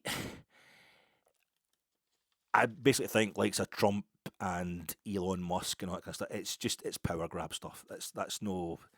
It's horrific what they're doing. I don't think it's politics. I think it's just about power, and it's horrifically dangerous. And the world is just going to end up going into one big, huge civil war between the wokes and the folk who like pains in the arse like me, who've got a working class background, got a bit in education, but because I kind of wangled my way into uni as a mature student and stuff like that, but I don't have the emotional wherewithal to deal with the way somebody of a posh background would, so I go mouthing off about folk that I shouldn't really, because they don't have the same. Folk who just hate anything that's not the same colour as them. What's got me is the Rangers Fan Advisory Board. I went onto their Twitter account last night, and I only go onto Twitter now. You need it because there's so much, especially when you're into Rangers social media, you're into Rangers podcast and that. You need to be able to communicate with folk. That's the only way they'll get in touch with you sometimes. And that's why Musk has taken control of it, because the whole world uses Twitter just now. But their pinned tweet, a general thing about the Rangers Fan Advisory Board, and then their second tweet was all about the meeting they had with the board last night, how Russell Martin would be staying, and they told him they didn't want him to stay. And the third tweet was a retweet from a guy who is in Advance UK, selling Bitcoin and crypto as usual, but just telling us that Tommy Robinson was a working class hero, and the demonstration during London last week was rocking the establishment the same way the Peasants' Revolt of 1381 was rocking the establishment. It's like the difference here is the king or the power brokers are the ones that are instigating it, as opposed to the ones that are worried about it. I don't know if it's actually happening, if we're actually going to end up this is it. Overton window has just moved to the point where it's got this bad, but I felt as if it's bad enough watching kind of Trump at Windsor Castle this week, slavering over Kate and just being you've got Prince Andrew there as well. He knows. Sorry to go on about that, but it's that what it made me think there is something political. I've made wee jibes about it and had a laugh about it. The fact that it's not a laugh the way that his veganism is used against him, Russell Martin. But I'm worrying if that's what it is. It's when the Rangers Fan Advisory Board is basically on side with right-wing extremists. Let's call it what it is. But it really, when we've got Advance UK part, our kind of pro-Tommy Robinson politics in the third tweet of the Rangers Fan Advisory Board Twitter account, and this it is a bit dark, I'll start off by talking about Russell Martin's press conference, which he was indeed ill last week, instantly back to himself this week. You could see straight away, watched that presser this morning, he's so much healthier looking than he was last Friday, never mind last Saturday night. And I was kind of relieved to hear that he had been ill, because I thought maybe he just packed in. I thought he had gone. His resolve had been shaken. He wasn't wanting to be at Rangers anymore. But his daughter's been ill as well. She was in hospital for 3 nights, so no wonder that the fella's looking so kind of worried and stressed last week. But he was really up for it, really perky, and so he hasn't given up on Rangers. He's just, thank God he didn't mention Bruges against Monaco. Beale and Clement might have. I watched the game last night. Bruges against Monaco, 4-1 to Bruges, Club Bruges, in the Champions League. And I'm thinking, Jesus. It was 4-0. First of all, it proved that I'm a jinx, because I was wanting, if Bruges could beat Monaco 6-0, Monaco, who probably I've got a single player who's worth our entire playing budget, that would prove something. That would take a bit of the heat off Russell Martin retrospectively about us losing 6-0 at Bruges. But I'm sitting watching it. I turned on to watch the build up to another game, one of the later Champions League games. This is one of the early kickoffs, and it was about 5 minutes to go, and I thought, I was kind of watching it, thinking I'd never be able to watch that ground again, the Jan Bredow Stadium. But maybe it was good for me. But I'm wanting Bruges to score another goal, as opposed to a few weeks ago when I didn't. They're going to score 10. But not only did they not get another goal, but Monaco scored the put one back. I thought, even when I'm just looking for a tiny, pathetic wee target, Could we see, Bruges beating somebody else 5 or 6-0? It ends up the other team pull one back. It's all ex-Philippe Clement teams. But the other thing was it was about 90 seconds to 2 minutes into injury time that Monaco pulled one back. So that referee a couple of weeks ago, it wasn't just allowing 3 seconds of injury time in our game against Bruges because they thought Bruges were going to score 7 or 8 goals against us. It was to stop us coming back. Obviously, that's when Bruges start collapsing, is after the 90-minute mark. Did they score it? They scored the first 3 goals at Ibrox 20 minutes into the game, so it was, it's obviously a weakness there, and it's a conspiracy. But I thought, please don't let Russell Martin come into this press conference tomorrow and say, well, see, Bruges gubbed Monaco as well, and our result over there wasn't as bad as all that. He didn't mention that, but he said he couldn't sit down in the technical area last week because things are going so bad. No, the fans are all chanting abuse at him, so he can't be seen to go. He was feeling he's got the flu run down and all that, so he just wanted to go and sit down after a few minutes in the technical area, but he couldn't because he's getting abuse, so he has to stand up to that. He has to look like he's not running away. So that's why he was kind of walking about maybe that's I think he did tell somebody to fuck off. I've seen a few folk pointing that out during the week. I think he did tell a punter to do one, so maybe he's kind of covering his arse for that as well. But I can't not do pods after Rangers have had a defeat, because that's when you have to show up. Okay, I mean, it's going on about it kind of takes away from the air of resolve. But hey, after all he's been through, the kind of insults thrown at him, I think Russell Martin is allowed a wee bit of self-justification this Friday. He'd been up a hill and went for a swim mate. He come back at one of the journalists. He's spiky and he's sarky, and he was giving it back to the misery mongers. God, I so badly want this guy to succeed, and it's nice to see signs of what's a completely different thing, belief that he can succeed. He's got the belief that he can succeed. I thought he'd given up on us in that press conference last Saturday, the post-match press conference, and even the pre-match press conference on Friday last week before the Hearts game. He just looked gone, but turned out he was just a bit under the weather. He was talking about he can't do anything about the fan protests, but he was respectful of them. He was respectful. I mean, he can do something about it. He could win the game. That would certainly take the edge off it. But he said, he used the phrase, "I can't control that," and that was quite kind of like Alcoholics Anonymous mantra. What's that?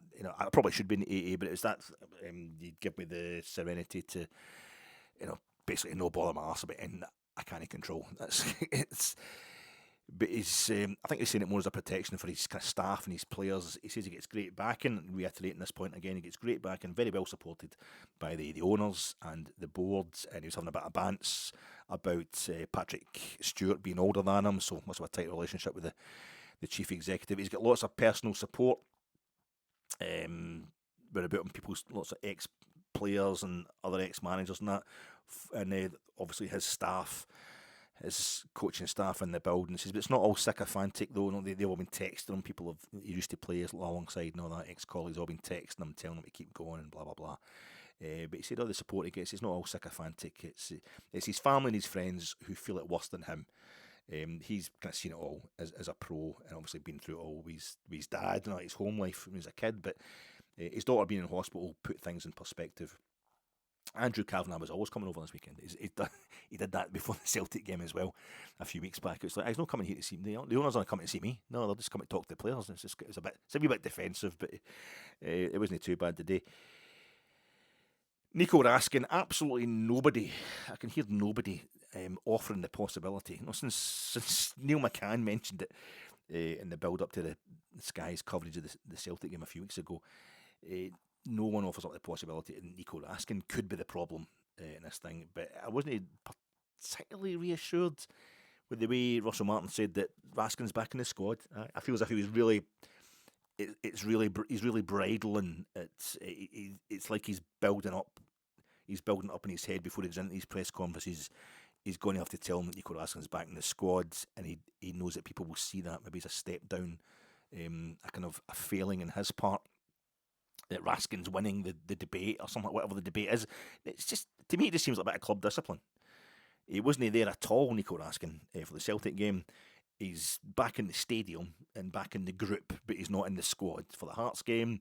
And as I was saying, hopefully we would have beaten Hearts, and that way, it takes the pressure off Russell Martin, so that Raskin can maybe come on as a sub against Hibs, hopefully when we're beating Hibs. And that might yet happen, but Raskin's back in the squad, and he was saying that we've both learned a lot from this whole thing. So it's like Russell Martin was kind of confirming there was a thing with him and Nico Raskin, whereas I wanted it just kept within the guys, either kept within the parameters of it being a club discipline matter, which is fairly standard for Raskin, just to be coming bled slowly back into the squad.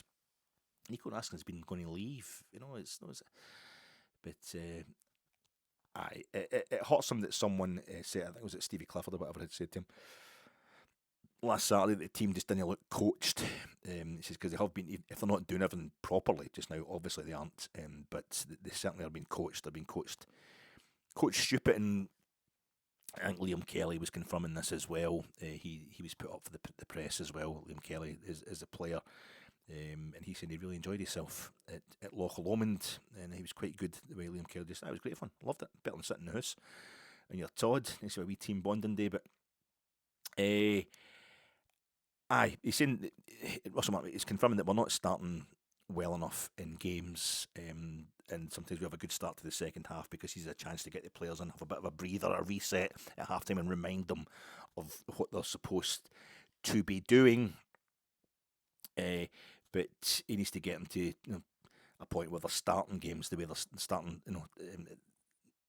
at kick-off, the way they're starting the second half. A few more times subtly kind of reiterated the short-term pain maxim in not so many words. His coaching team are here, he's saying. The reason they're there, the reason they got the job at Rangers is because Rangers weren't doing well. And it's this thing of you won't take on a new job if the previous management team was doing well, which isn't obviously necessarily true, because we didn't want to sack Stephen Gerrard. He was doing a fine job. That's when Giovanni Van Bronckhorst came in, because Stevie G was poached from us. But he's saying like, fixing stuff. As far as I'm concerned, it's a kind of Montel Jordan. This is how we do it. He's basically saying that all the time. This is how we do it. Like, fixing stuff usually means there's going to be more mess before it gets better. That's my words. There's going to be a bit of mess before things get better. So that's why it's kind of dodgy just now. But he seems refreshed by it all. He does seem refreshed by it all, including that trip to Loch Lomond on Monday. And maybe today he was overdoing it just to try and his wee cheeky kind of reply to the fella that I'd been for a nice walk and had a good swim. That was he's trying to sell it, because we've got this kind of advanced UK part of Tommy Robinson politics dotting about, or Tommy Robinson's idea of politics, dotting about the Rangers support, and they're dotting about all football supports.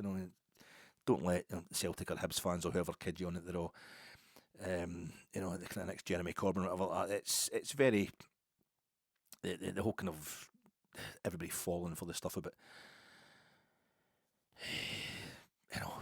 refugees, Muslims, whatever, being the font of all evil. It's in this country. It's just. It's right through, as you've seen, it's a real virulent strain throughout society just now. It's definitely a battle that's being lost, the battle for kind of truth and context and what have you. But I wonder if this is the problem. It's exactly why a team get together was exactly what's required on Monday. They can't go for a piss up these days. This is the next best thing. Just get together. This isn't like Lenny and Bruni going for a jolly and a few pints in Dubai while we're winning 55. A golf day, that would look like the players were enjoying themselves as well after Saturday. The manager was saying it was pre-arranged. They'd arranged to do this trip round Loch Lomond, just a walk up a hill and a bit of a swim, a bit of a duke, before the game against Hearts. They don't want to cancel it just because of the optics. I don't really see why the optics are so bad. I think neither was it kind of Eileen, Drewery and Glenn Hoddle. It's no faith healing stuff going on here. It's as if he's eschewing Western medicine and the players are getting injured at Ibrox, and we're running around and kind of readjusting their chakras and we're realigning their chakras and stuff like that. They just went up a hill and they went for a wild swim, and they have. As he was saying in his presser today, Russell Martin, it's a lot of new players at a new club, a new environment. A lot of them are young, whether we agree with that or not as a signing policy, but they need to be able to get away for the intensity of it all, and it's us that are making it intense. I don't know if it's this. I don't know if it's a kind of self-repressing idea that you have to be. That if you're working class, that means you have to be kind of uneducated in everything except practical start, kind of, being able to make stuff or whatever. It's you need to be racist and violent, and you're either at your work, or you're in the pub, you're at the football, and you're certainly no ironing your own shirts or making your own meals and like that's a woman's job. But surely I don't see the Rangers sport doesn't seem like that to me. But you have to wonder why folk hated the idea of going up a hill or going for a while. It's most of the online insults, not the criticisms, but the insults are all posited around his veganism, around Russell Martin's veganism. It's like we don't want anything that's no kind of old, white and hateful. I'm so gammon looking. Like I look like a fucking gammon as it is, but it's folk, I don't want the pineapple ring even in my gammon. These folk are saying because it's like a big yellow bumhole. I don't want to be, but Buddha fucking help us, and for vegan's sake, Russell, get this team winning tomorrow. There's a lot more at stake than football. Did I say steak? I'm sorry, mate. As I say, if you want to see that podcast by the Rangers Review by Joshua Barry and Adam, get the pod from yesterday on the Rangers Review. I don't know what the hell to expect, actually, after listening to the boys explaining what they knew about the strategic, the formations and the whole kind of tactical system going on at Rangers just now. A little knowledge can be a dangerous thing. But dressing room politics, maybe Raskin should start on the bench. I haven't been at the squad for so long, or for a couple of weeks, but perhaps that's why we had the bonding session so publicly, so we can all imagine a way in which Nico felt his way back into the starting 11 without the head coach losing face. He had a wee chat and he sorted stuff out. But Liam Kelly was doing the presser today, the pre-match presser. He's obviously going to be the League Cup goalie. He played against Alloa. We saw in that kind of 15-minute spell with Rothwell on the park against Hearts last week. Well, we're best just now, just getting the ball forward and I think following Martin's original planned style that he had for the club, but really we're awful. Our good 15 minutes against Hearts should be a bad 15 minutes for a properly at it Rangers team.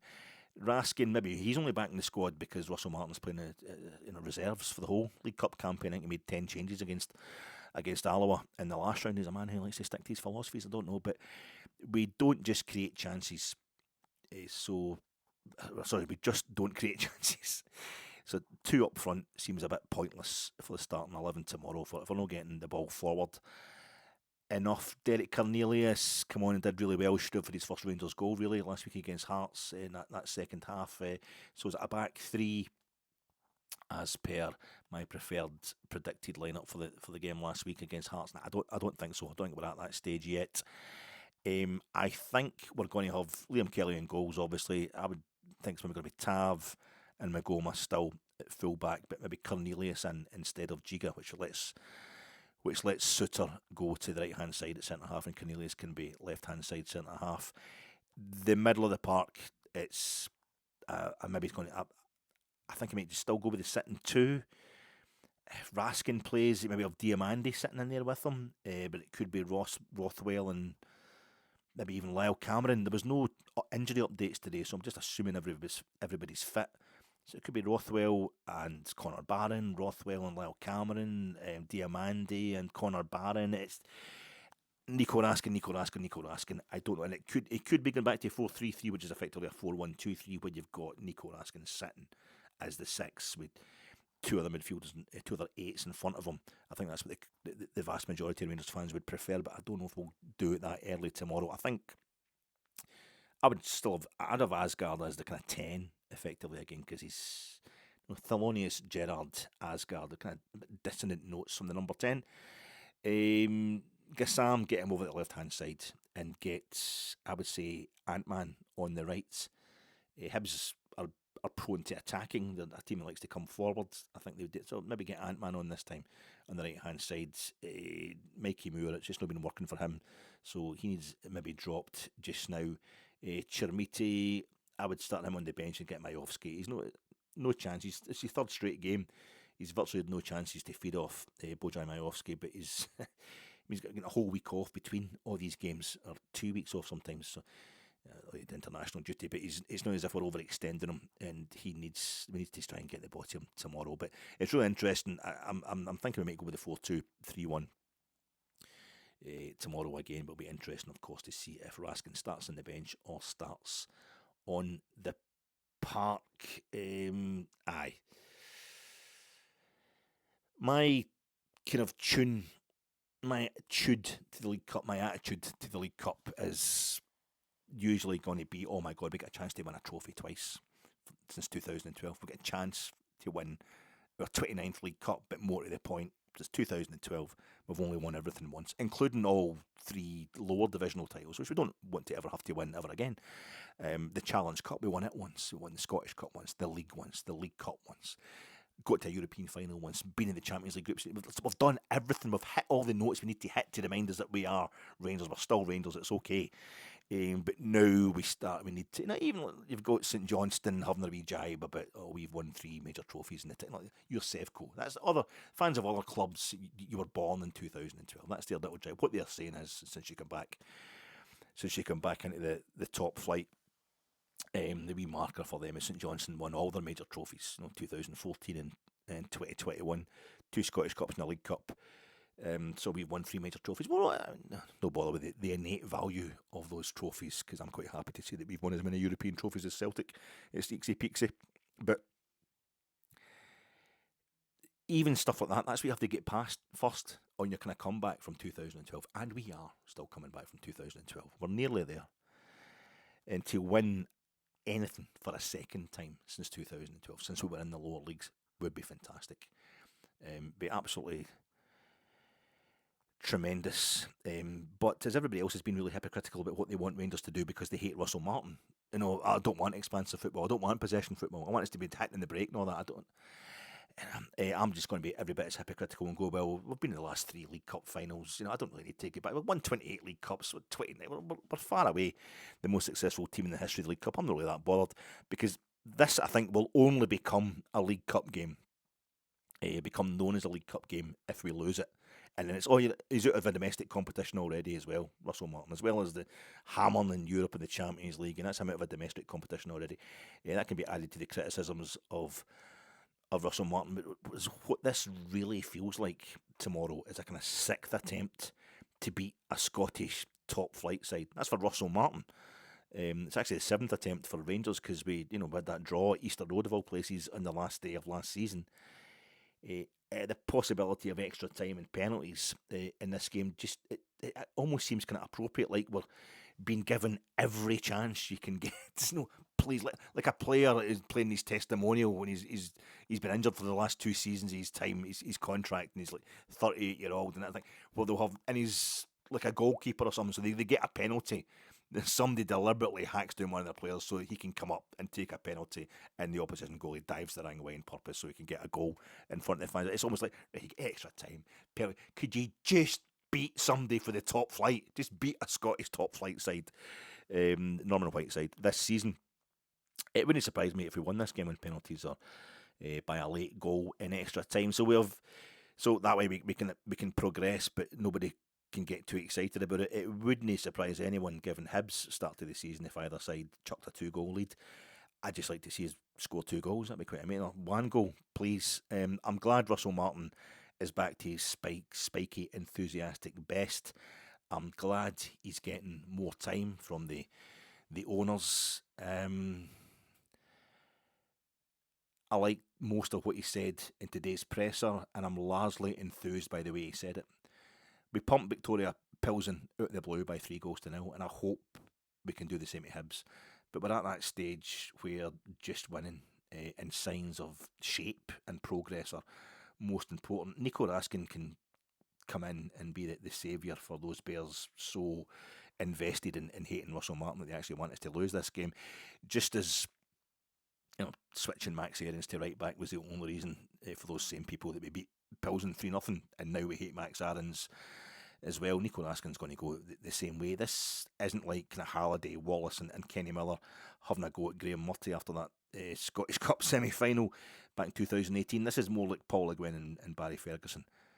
But although Paul Le Guen went in the immediate term, Barry Ferguson latterly proved he was the problem. It's almost too much of a coincidence that Barry managed Nico Raskin last season. That Nico Raskin scored the last goal of Barry Ferguson's reign as interim Rangers manager versus Hibs at Easter Road, and the last goal of our last victory over Scottish top flight opposition. We beat Dundee United 3-1 midweek at Ibrox in May.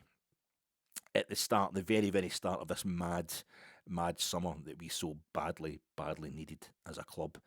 It'll be light when we go into Ibrox tomorrow night, those of us who are going, and it'll be dark when we come out. Let's hope the mood at Rangers changes the other way around, from dark to light. No matter how late it is, we actually come out of the ground. 2-1 to Rangers, Hibs to score first. I'll talk to you after the game, troops.